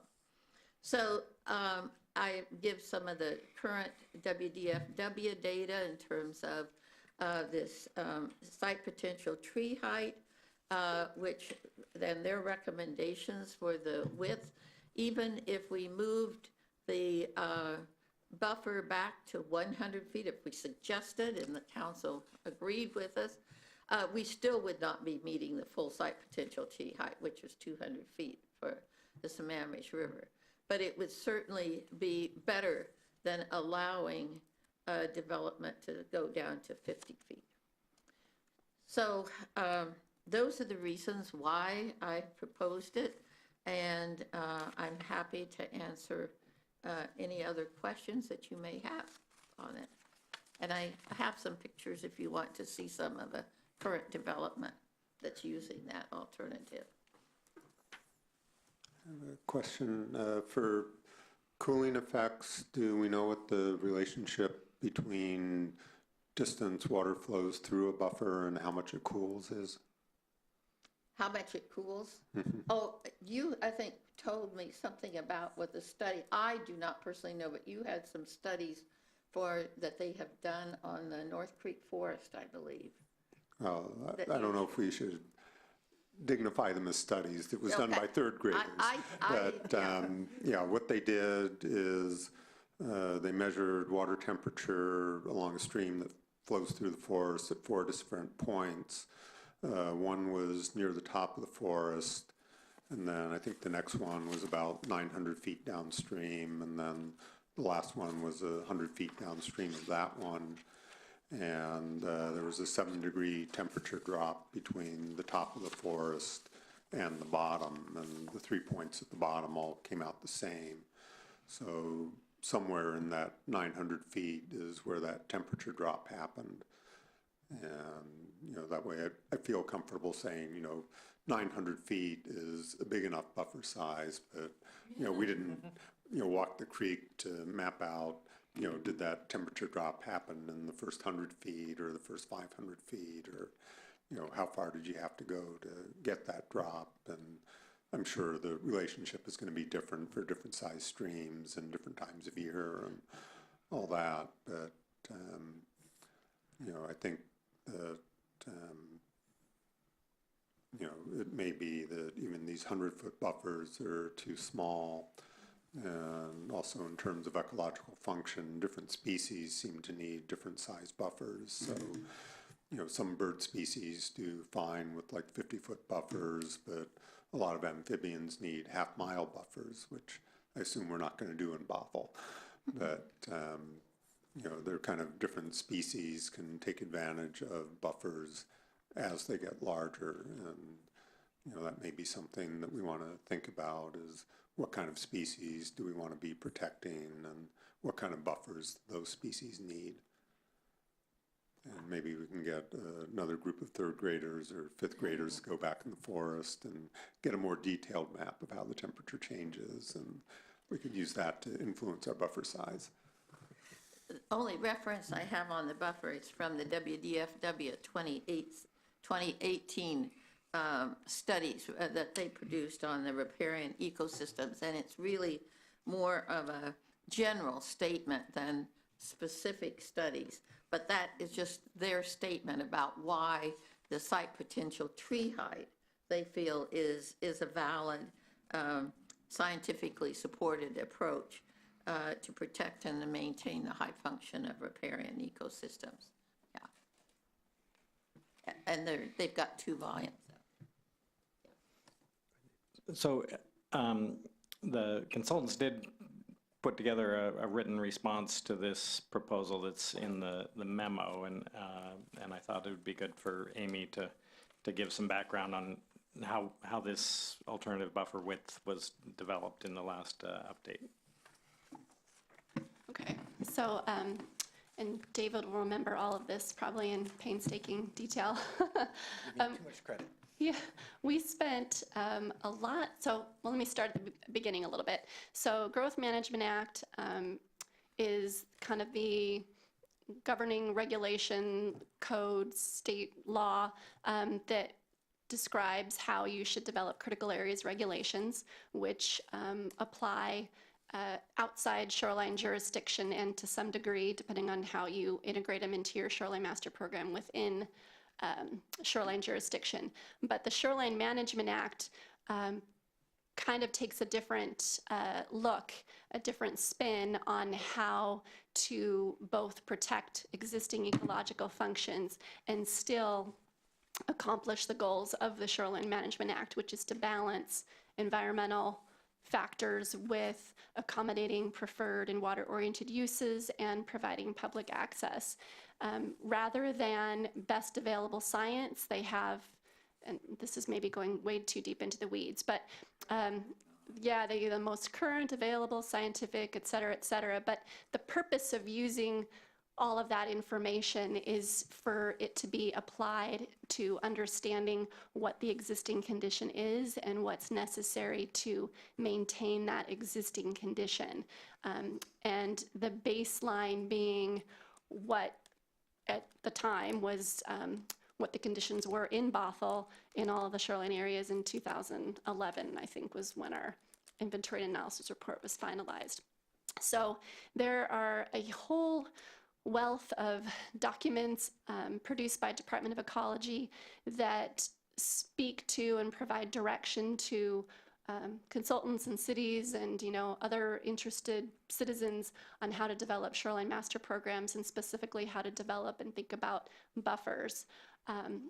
One of the very specific directions that they give, they have a whole chapter in the SMP handbook, which is called Integration of Critical Areas Ordinances, because this is not a new struggle. Like, buffers in shoreline jurisdiction need to be different from buffers outside of shoreline jurisdiction, or you simply can't have public access and accommodation of preferred uses. Everything would be 200 feet away. So one of the things that they say very specifically is SMP regulations must take into account existing shoreline land uses. CAO buffers often do not, and thus they counsel you use the original CAO buffer, which for the Sammamish River, I guess, was 100 feet. And maybe that's your starting point, but then you really need to use your inventory and analysis and characterization report to figure out, well, what's your existing condition? And then kind of put those two things together and come up with your best strategy for, one, recognizing those existing uses, and two, figuring out how to maintain those existing ecological functions over the long term. The Shoreline Master Program also says that you cannot require people to mitigate for anything other than their own direct impacts on the shoreline. So a new development can't be compelled to restore the full 100-foot buffer.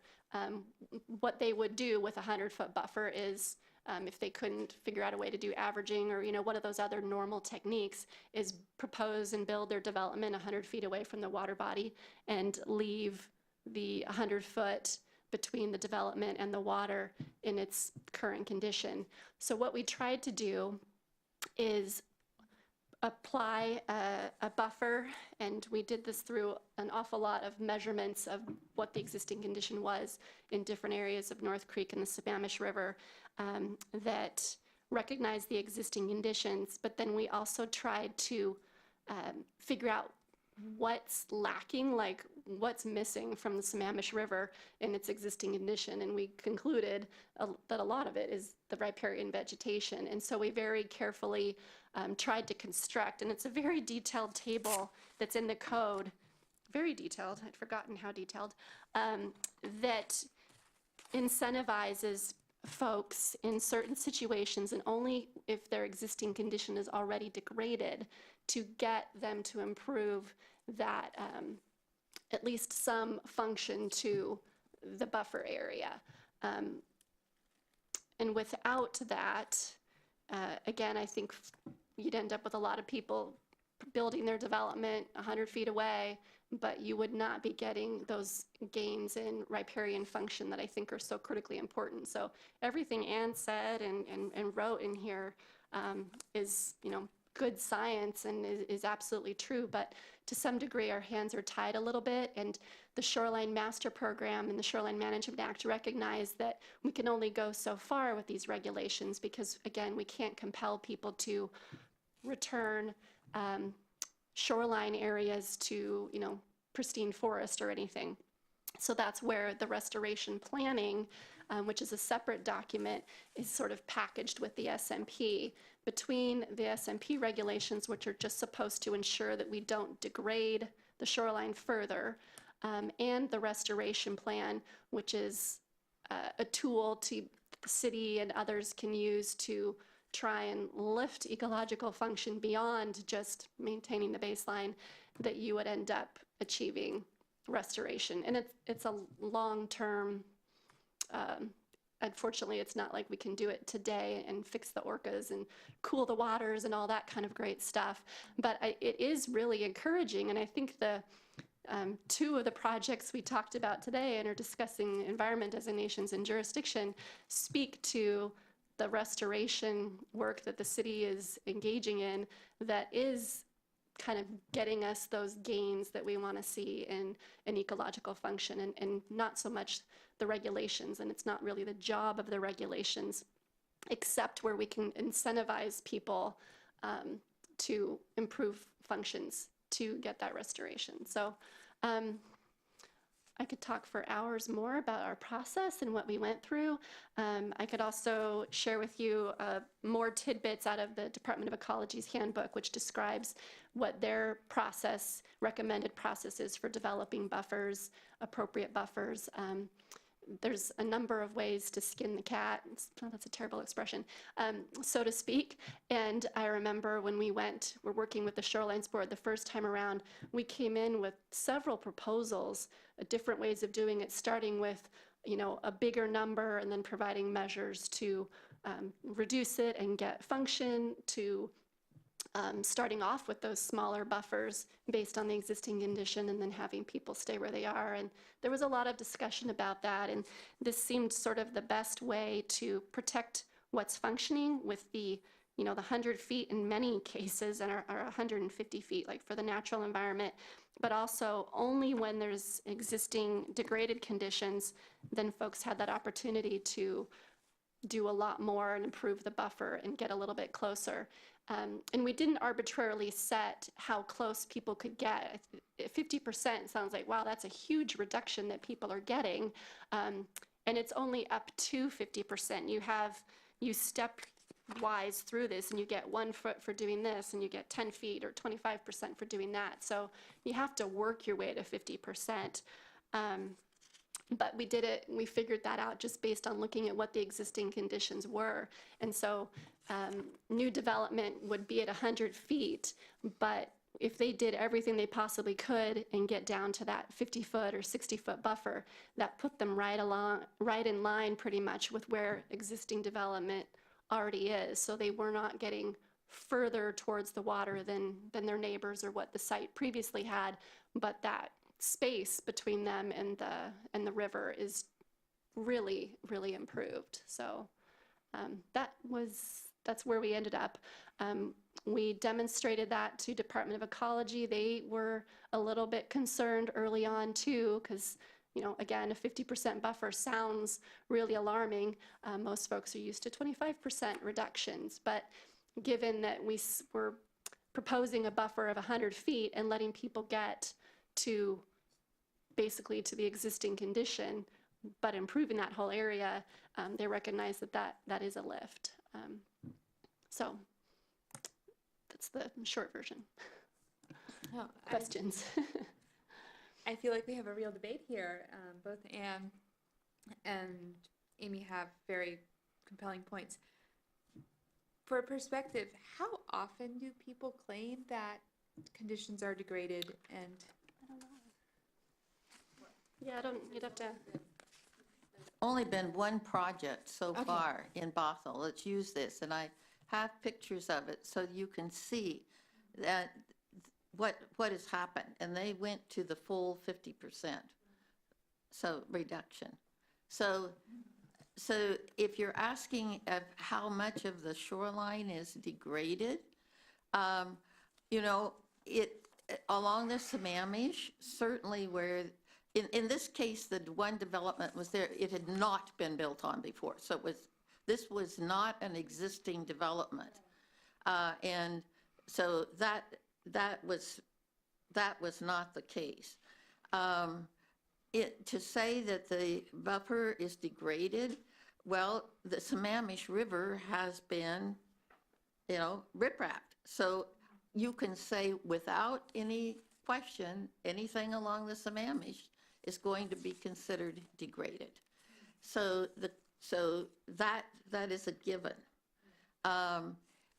In terms of what David has mentioned a couple of times, David Bain, about in terms of time sequence and what you're replacing it with, I think the pictures will show very clearly about the fact that because you have these very steep embankments, particularly along the Sammamish. I'm talking about outside of the public areas. No one is questioning that the city of Bothell won't do an absolutely 100% job in terms of their restoration of the shoreline. This is not something that we're talking about for public use. This is for development purposes. But that it's all been degraded because of the riprapping. That's the fact. So the question then becomes, in my estimation, is what have you lost and what have you gained? If you give, in this case, I'll show you it's a security gun club down here on the edge. where they were given 50 feet across the whole property on the prime flat area to develop by granting them this 50-foot buffer reduction. And all that is left is a steep slope, which they couldn't have built on in any case, that they are to be restoring. And of course, it could qualify as degraded. So I'll show you the pictures of what they've done and what they've resulted in. And in my estimation, that what they were given far outweighed any kind of ecological restoration that will be able to be done on that slope. And that's why I'm suggesting we go back to the 100 feet, because you can't equate the two of them. What they've gained is so far exceeding what the public has gained in terms of the ecological restoration possibilities, that they're unequal. And some of that could have been required if they had asked for any kind of reduction in the buffer from 100 feet, because you always have to mitigate. It's not correct to say they could not have required them to do something. If they had asked to come in from the 100 feet, they would have been required to do mitigation regardless. So they could have been required to do it. And I think that's where part of the concern that I have for it is, what are we gaining and what are we losing? So I'll show you. I have attached, and I've got 2 copies so I can pass either way. I have the. Is there a way that we can put them on the video, please? Yeah. Oh, we can put it up there. Sure, thank you. How clever of you. Didn't even think about it. I just made 2 copies. Give me a moment to restore the doc cam here. Before those get distributed, can you just describe to me, I'm not familiar with the site. Okay, I've heard a little bit about the project, but what was the existing condition on the property? The existing original condition. basically was there was a lot of blackberries. There are some trees. I've got 2 sets and they're numbered, so just take 1 set, yeah. And this is their tree plant that with the proposal go up to. I did up to 5, and one of these is a current King County restoration, so, okay. You know, I couldn't access the property, and all these pictures are taken from the trail, because if you've been there, not only are you right across it on the trail, but you're right next to 522. So if you drive along it, you can see also. To my knowledge, Amy, it was pretty much just overgrown with blackberries and brush and shrubs. And when did they implement the mitigation or the restoration part of it? The restoration part, I believe, was started right when they started the development. And again, to the best of my knowledge, maybe some of you drive that even more often than I do, but I think about May. Of this year? Of this year. So we're basically, we're about 9 months into it. Okay. And that's part of my concern, is that because of the steepness of the slope and what's been done, it does not look, but I can't tell you because I couldn't get close enough to see. And they clearly have, marked it off that the public can't go on. So these are coming from the other side. So this was the restoration plan that came with the proposal. And if it were larger, you could see this is a list of the trees that they're supposed to plant. And I think they have to do 5 trees per 100 feet across the front, as I remember. And you'll see that that's, for this project, that is not very much. So.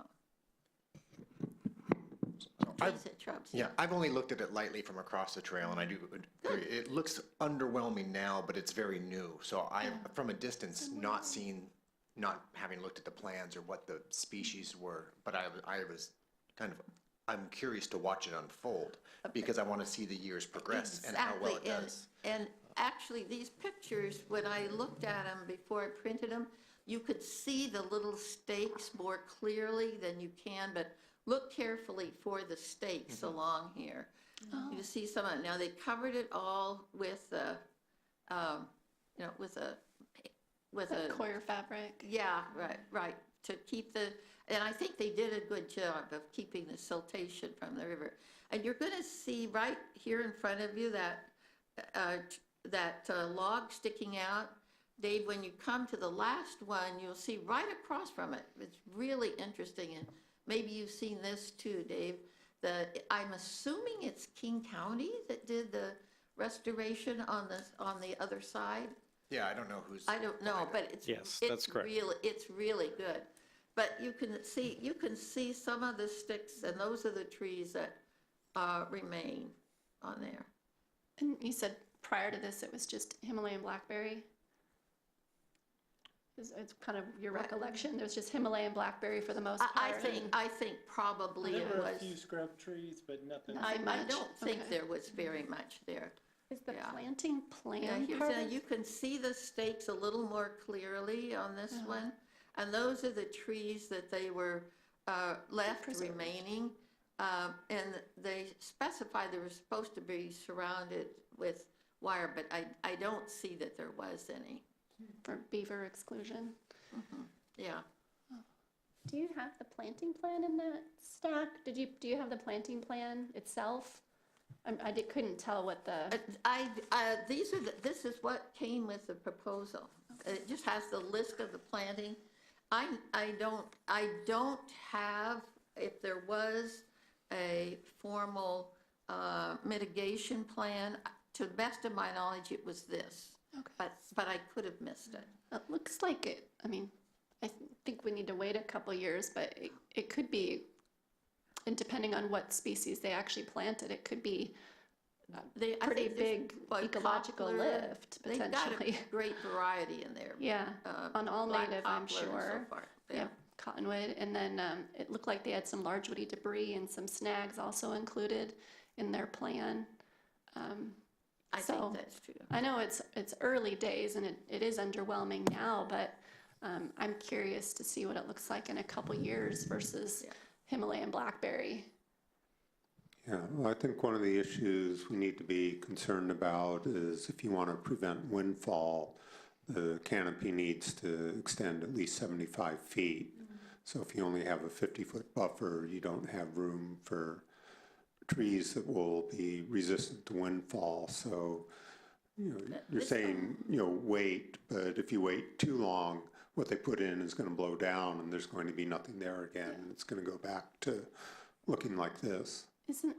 I'm not an arborist or a tree person at all, but isn't that a greater problem? This is actually the King County part that I thought was very interesting. This is right next to the trail, and this was planted probably late summer, and you can see how they've surrounded all of the new plantings with fencing. That's possible it's on the other side, and you just can't see it. Yeah.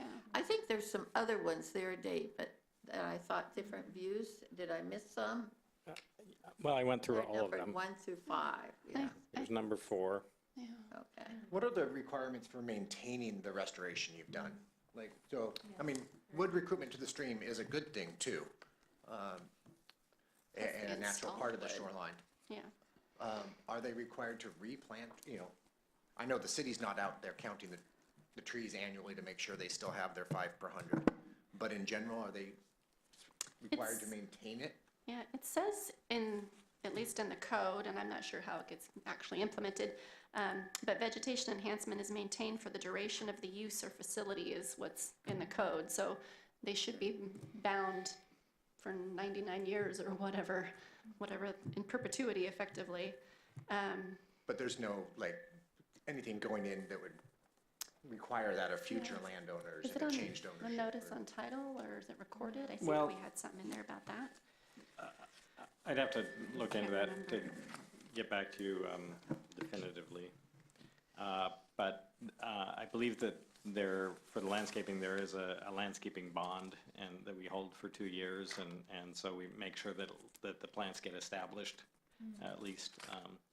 And I know in other sections of our code, there are provisions that require landscaped areas to be, get to a certain percentage of coverage of the soil, 85%, I think, within that time period. So, but beyond the 2 years, I'm not, other than the code provision that says that they have to maintain it, I'd have to look into what I can't remember. requirements we have.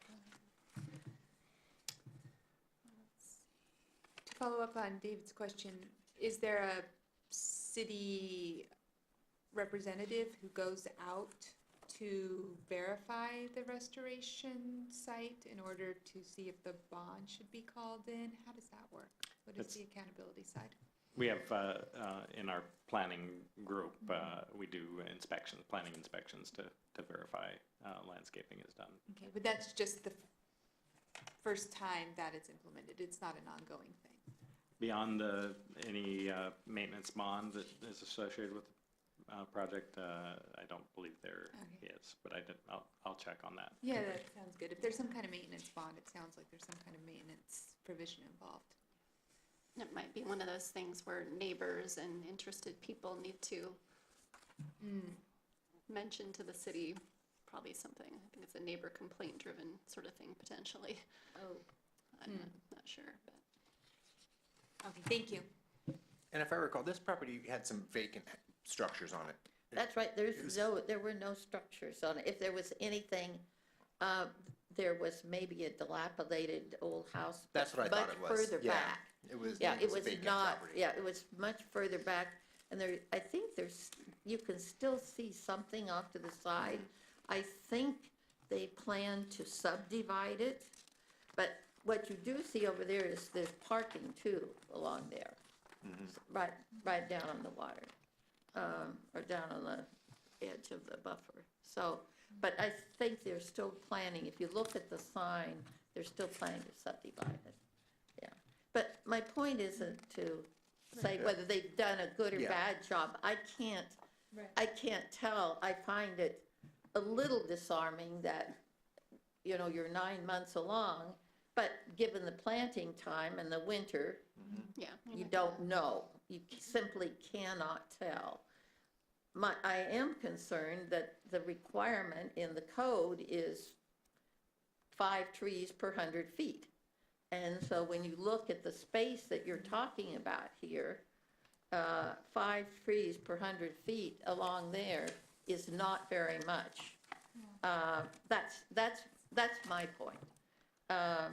Regardless of it. And my other main point, as I said before, was when you compare what was given to the developer to move forward, that 50 feet with his whole huge development and the parking, and even, I will say, huge credits to Department of Ecology and Mitzi, who's the current head. She did a wonderful job working with the city. She called forth that they needed to get a conditional use permit and worked with them. So from the original application to this, there was a lot of improvement, and she did a very nice job getting the best that she could. But my main concern is the option that this reduced buffer gives, and this is the only example there is to look at right now, and to say, is this really what we want? Because when you see it in actual fact, like this, you see how much is gained, and I question whether the public is gaining that much in terms of gain and ecological restoration. And it's just the fact of the matter, and when you give our climate change, which is going to make establishing this many times harder, is also a factor, yeah. So before the board Yeah. decides whether to recommend this to consider for the docket, I want to make sure that we're clear on what the request is here. So I'm seeing two things, and tell me if I'm understanding this correctly. One is to eliminate the decreased standard stream buffer widths. So the system that Amy talked about with the credits given to reduce the buffer width to 50 feet, that's one. And then It's called this, it's a request, it's this alternative buffer. It's. That's the BMC 1313-060. 1306, because I just want to make clear that, you know, you can always reduce the buffer. It's just this particular section works in a different way than any other part of the critical areas ordinance. Okay. I guess Yeah, if yeah. you could explain that to me, because that's what I don't follow. Yeah. Is So- when you say you can always reduce the buffer, but That is we have a buffer under the shorelines rule. Correct, correct. Would reducing that under critical areas also reduce it within the shorelines rule? Right. The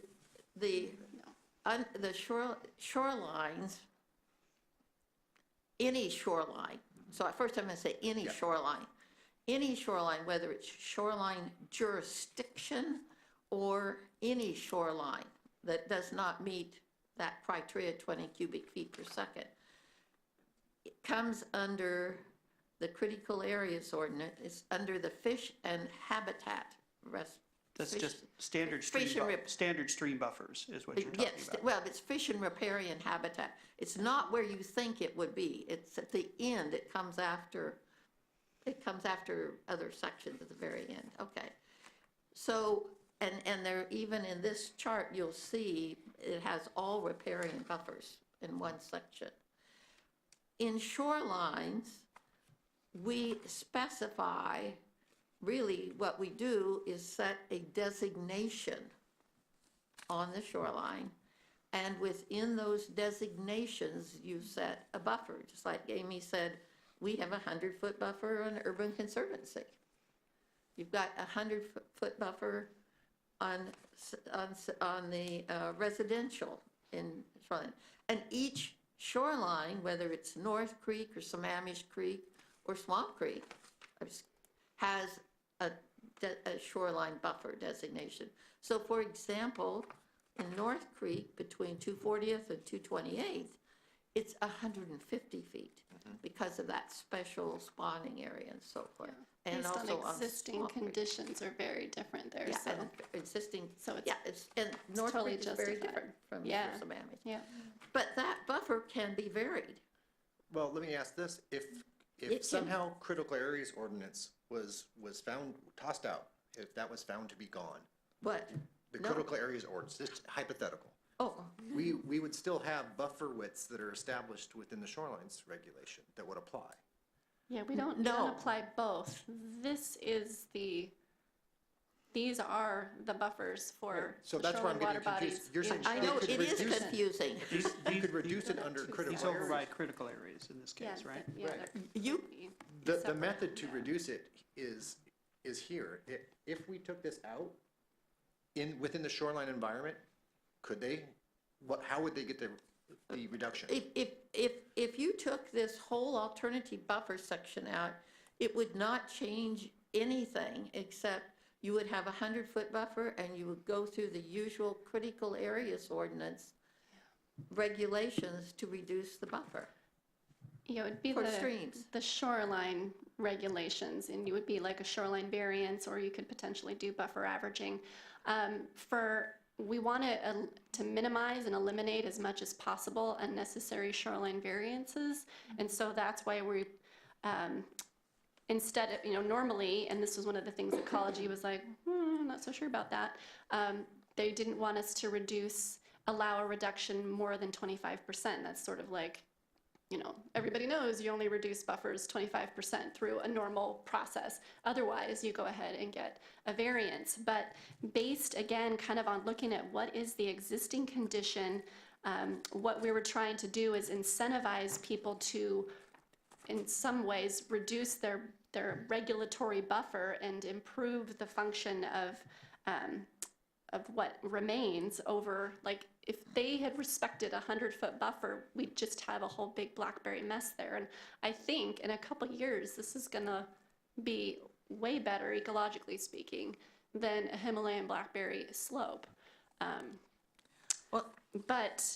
So we wanted to eliminate variances, like just looking at shoreline residential environment, for example, we have 100 feet, but all the measurements that we took, and we provided just tons of them. I think I measured every single house and where it was with respect to ordinary high water. In many areas, it was like between 30 and 60 feet. So we said 100 feet, which essentially would make them a non-conforming existing legal use, or depending on, how you define your non-conforming regulations, it's just an existing legal use. But every time they wanted to do like a kitchen addition or some other sort of a thing, they would immediately be in, since the existing home is like 50 feet away from the shoreline, they would immediately be in a variance situation. So again, we're trying to recognize existing conditions, but also incentivize those people who have degraded conditions to improve their buffer, where a straight up 100-foot buffer, if people respected that and just stayed 100 feet away, you're going to get zero lift out of your buffer. You're not going to get any trees. You're not going to get the blackberry removed unless the people out of the goodness of their heart just wanted to do that. So.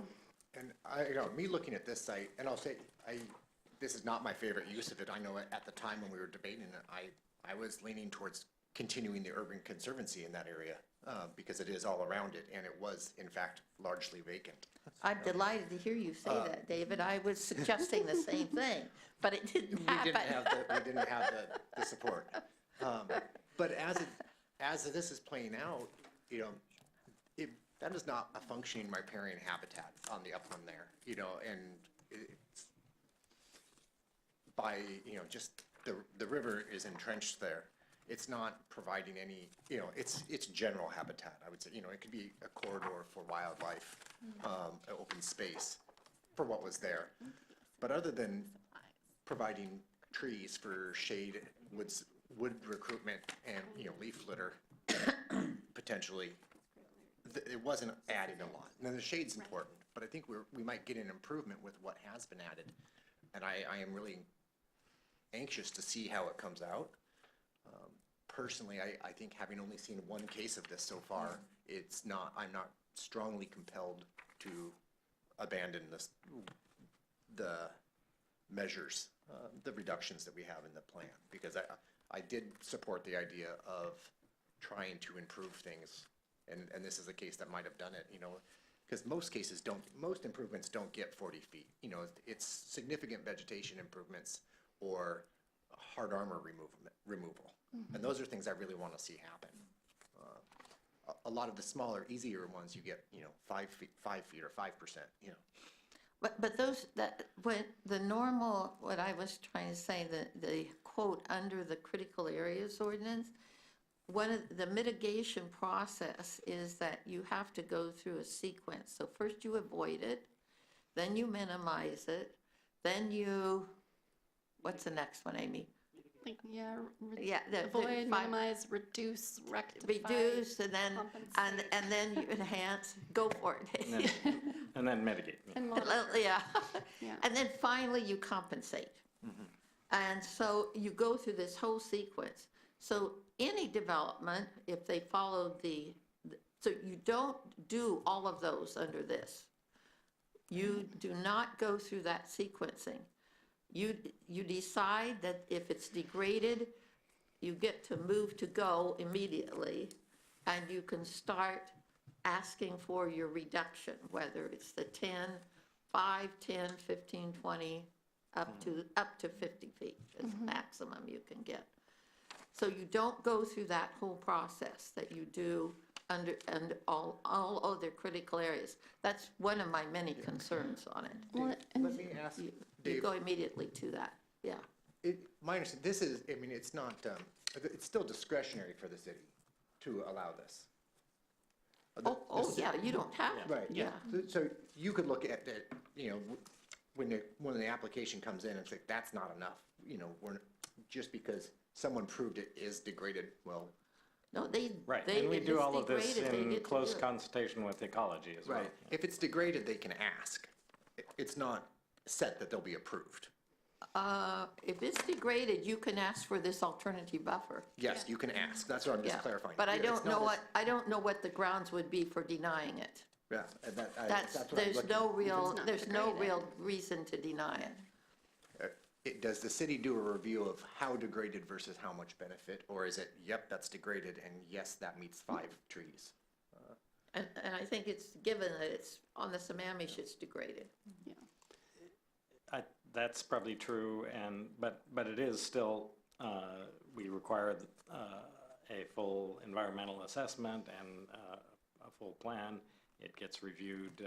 We do third-party review and ecology reviews, so there's quite a bit of oversight. And typically in shoreline master programs, mitigation sequencing, when you're sort of you're trying to design something, but when you've got prescriptive standards within the master program already, and you can just choose the 100-foot, and you've therefore avoided the buffer, then again, you get no ecological benefit. So when it comes to the flexibility that we've provided to recognize that there are existing degraded conditions, we don't want people to avoid the 100-foot buffer. We want them to get in there and implement as many of those things that are in that table as possible. Add large woody debris, remove blackberry, remove armoring. And we were very thoughtful and again worked very carefully with ecology to figure out what are the things that people should do and how much should each of those things be worth in the different environments. I think we have different values that each of those things get. It's strange. Based on what water body that you're on. That's my loving husband who's keep going. Yeah. One of the things that's David, we need your microphone. it's not working.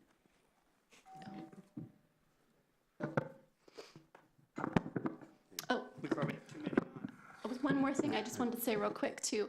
I think if you wanted to go, again, back to what ecology's guidance says, is they're not looking for one-size-fits-all buffers, you know, as is done in basically critical areas regulations. They're looking at recognizing existing conditions. So I think if you were to say, okay, let's not have the 100-foot buffer for everything, but degraded areas like where there's existing homes 30 feet from the water get to go through this alternative process, then I think to be compliant with the Shoreline Management Act and the Shoreline Master Program guidelines, you'd need to look at what that number should be, and 100 feet would not be the appropriate answer based on ecology's guidance about recognizing existing conditions. So we went big and then provided people a mechanism to get basically to existing conditions in terms of where development is. But if we're going to go big and not give them the tool that really recognizes that existing conditions, then I think we have a problem in terms of compliance with the act and doing what we're supposed to do with I'm going to disagree with you on that. I think one of the things that's happening in this community is we're developing a very large base of volunteers that do restoration work. And, you know, if you had, 100 feet of blackberries there, you know, there are people that, with the landowner's permission, would go in and replace it with native vegetation. And because you now only have a 50-foot buffer, you don't have the opportunity to have healthy habitat for 100 feet. You don't have enough space to have trees that are going to survive major windstorms.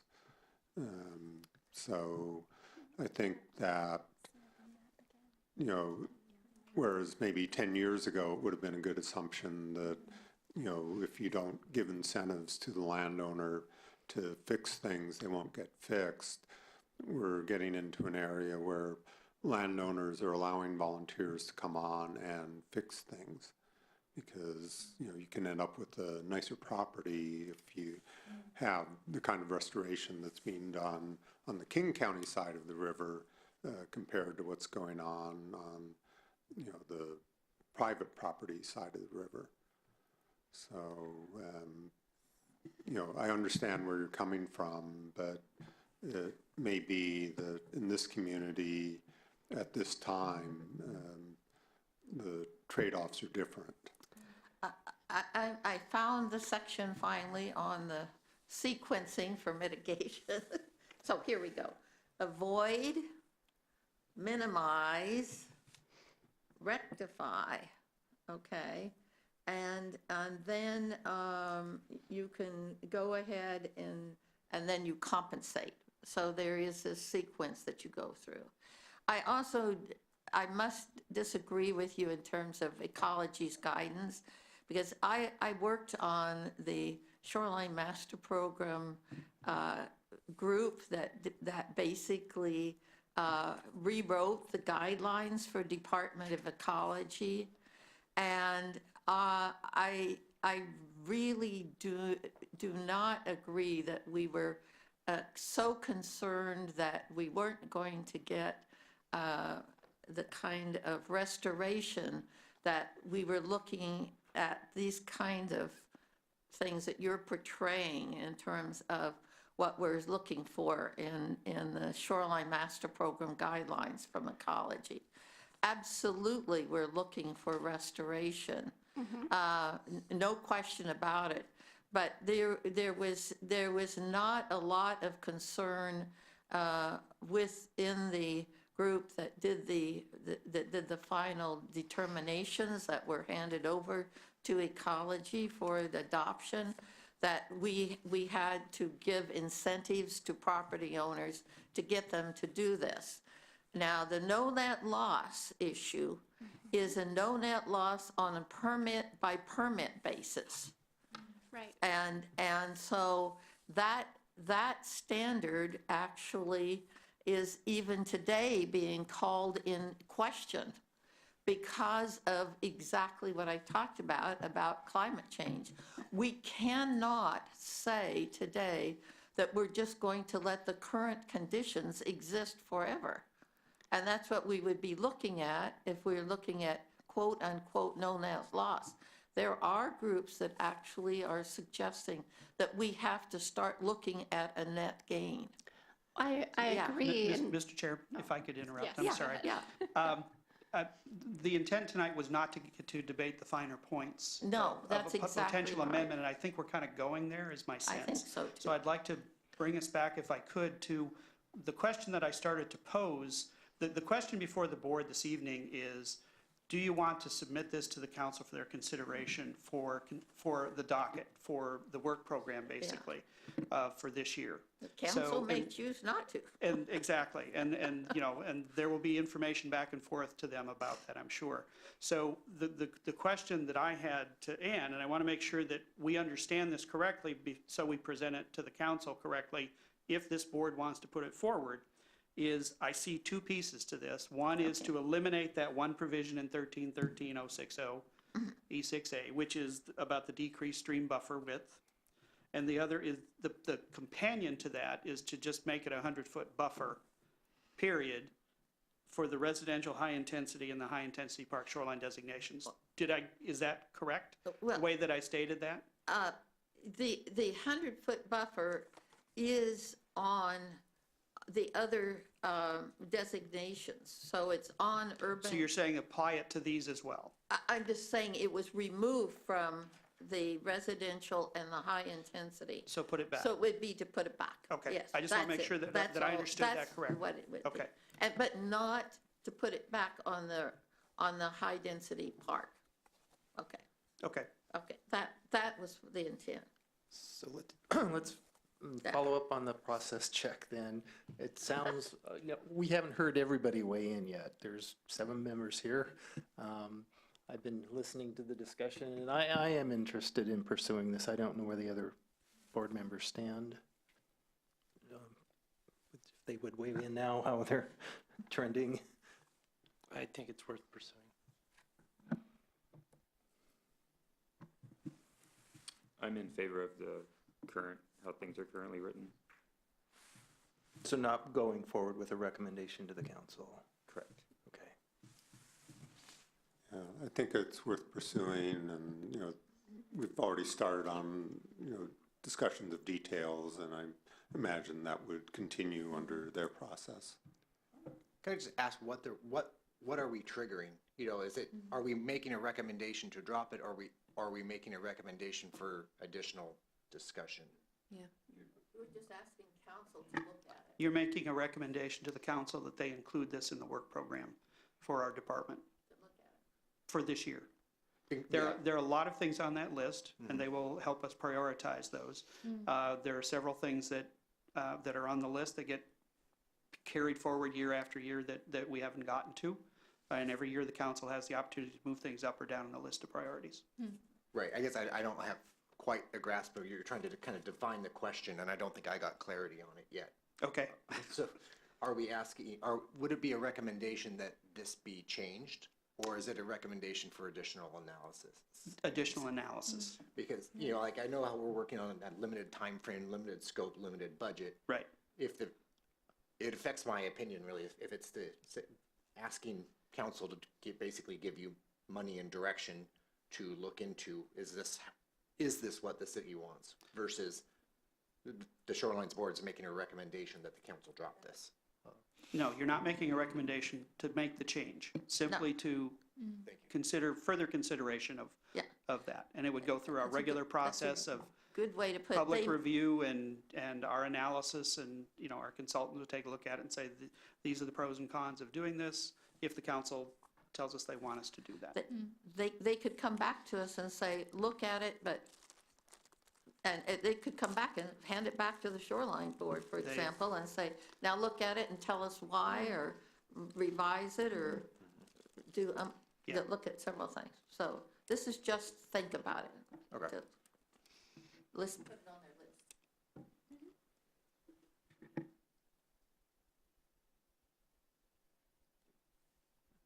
Did you go all the way around? I may have missed that. I don't know. Sarah, did you weigh in one way or the other? I think it's worthy of further discussion and analysis.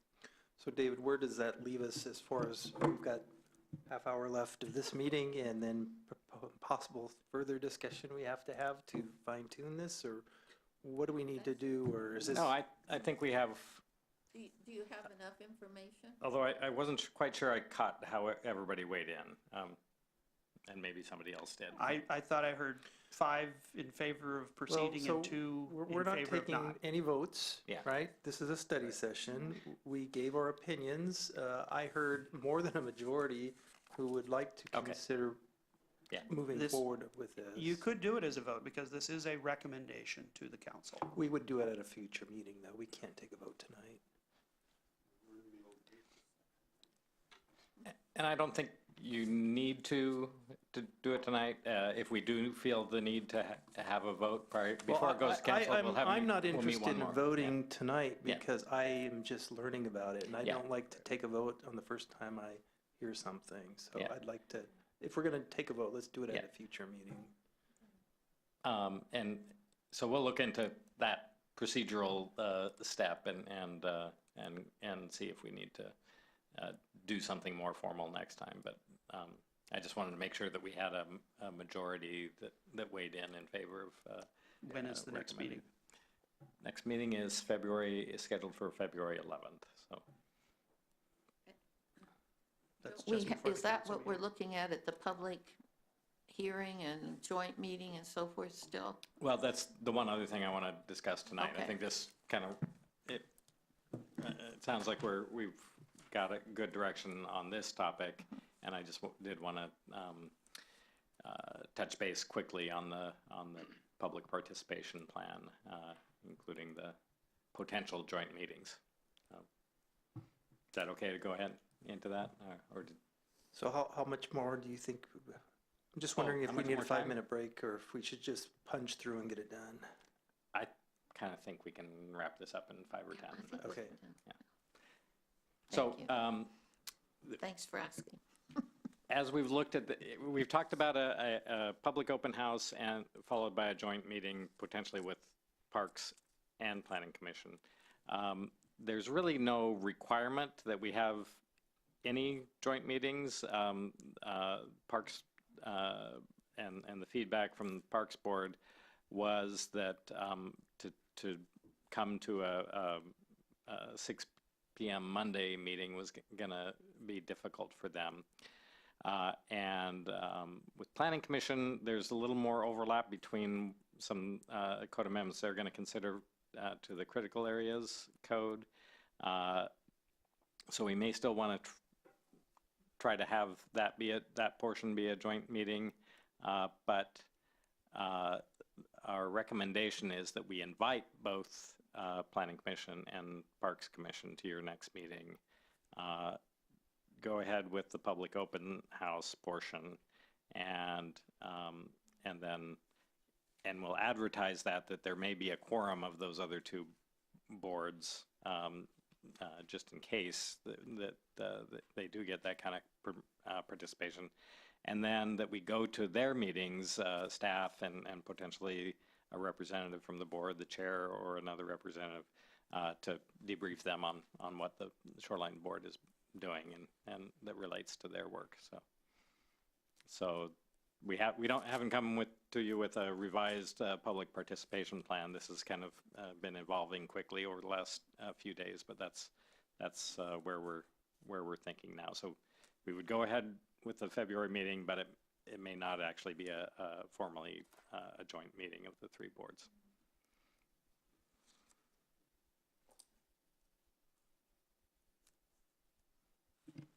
Do we have any more thoughts on which members of the public we expect to come to this meeting? Well, the public participation plan Right. outlined a number, Right. and the board added some stakeholders Yes. to that. So we'll be Right. starting to do that outreach shortly. Now, I'm wondering, will there be folks who show up because they want to start planning the park? And if so, how are we going to lower their, or adjust their expectations about how much power this meeting is going to have? We'll discuss that with Parks and how they want to present that. Okay. And I think it would be good, as they did tonight, to make it very clear that that's a longer term Okay. process. And yeah. Thank you.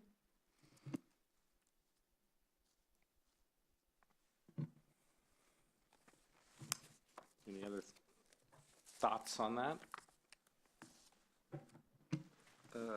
Yes, I have one thing. With Ann's proposal of submitting to and taking the vote on the next meeting and everything, can we find out what are the standards for maintaining the shoreline once they restore it? Yeah. Like what they're held to? I think that would be really insightful.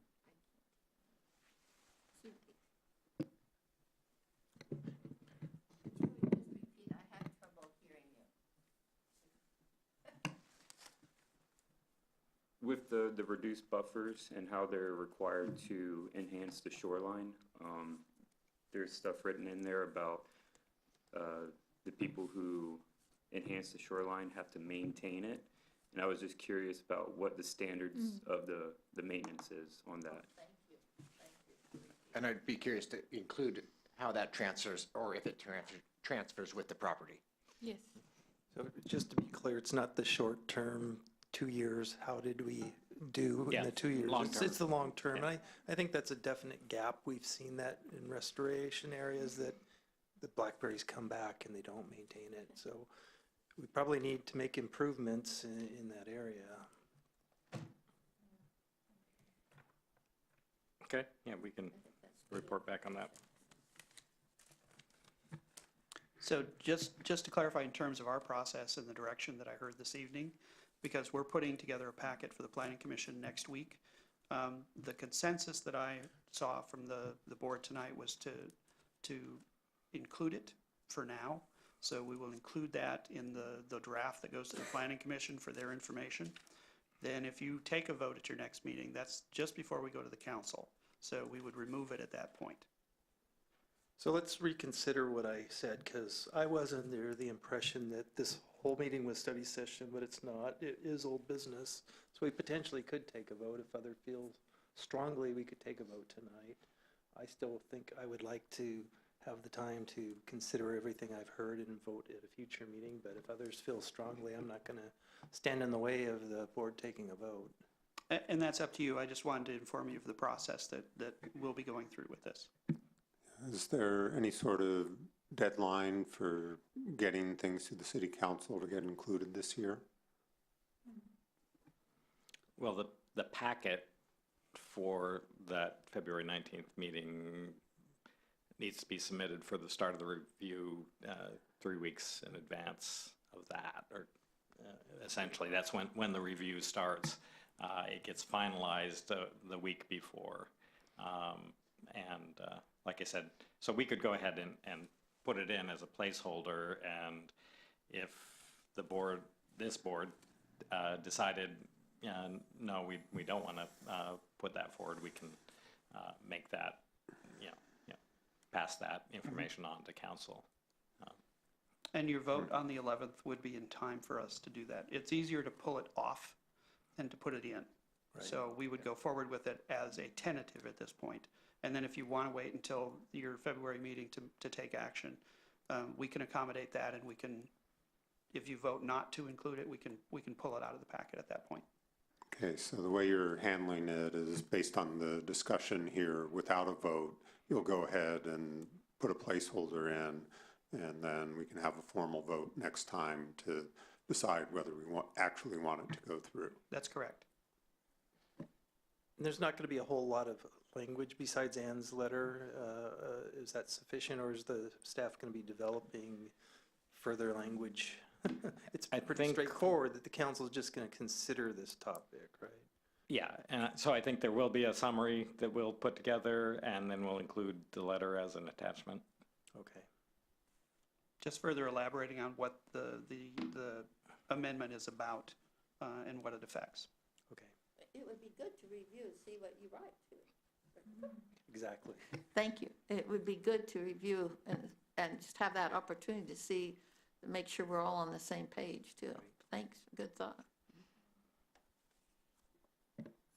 Okay, and what about the concept of requiring a net increase in ecological function that Ann mentioned? Is that something we need to have a separate discussion on, or is that part of? I think we'd better have a separate discussion on that, separate, yeah. I was elaborating on some concerns that I was hearing, so, but that's not the. And did you submit your photos? Because I thought those would be good to have for I council think to that's a see. good as well. idea to see. We what have the- one set of those for the record. Yeah. Yes. Okay. But thanks for bringing it up. Okay, so that brings us to the end of the old business item, I believe. So reports from staff, or have we already got the reports from staff? I don't have any additional reports. Okay. Reports from members. Not a report, a question. We did get an email from Jennifer Phillips, city manager, stating that perhaps the dates of these meetings would change. So the date for this board is not proposed to change. There were some others we were trying to consolidate on same nights just for efficiency purposes, because this is a board that will, you have a specific task, and when that task is done, the board will disband, so we're not changing that. Not a report, but an apology for missing the last meeting. The following morning, when I was getting all my stuff together, and I just put it in my head as a Tuesday, not a Monday, I was getting my stuff together in the morning, and I saw the date, and I hated that I couldn't, I can't do the blast email to everybody, but I sent one to David, so my apologies, and I've corrected my calendar. We all get one mistake. Yeah. Any other reports from members? Is there anything else for the good of the order? Then a motion to adjourn would be appropriate. I motion we adjourn. Well, second. There's been a motion and a second. There is no debate on adjournment. All in favor, say aye. Aye. And all opposed?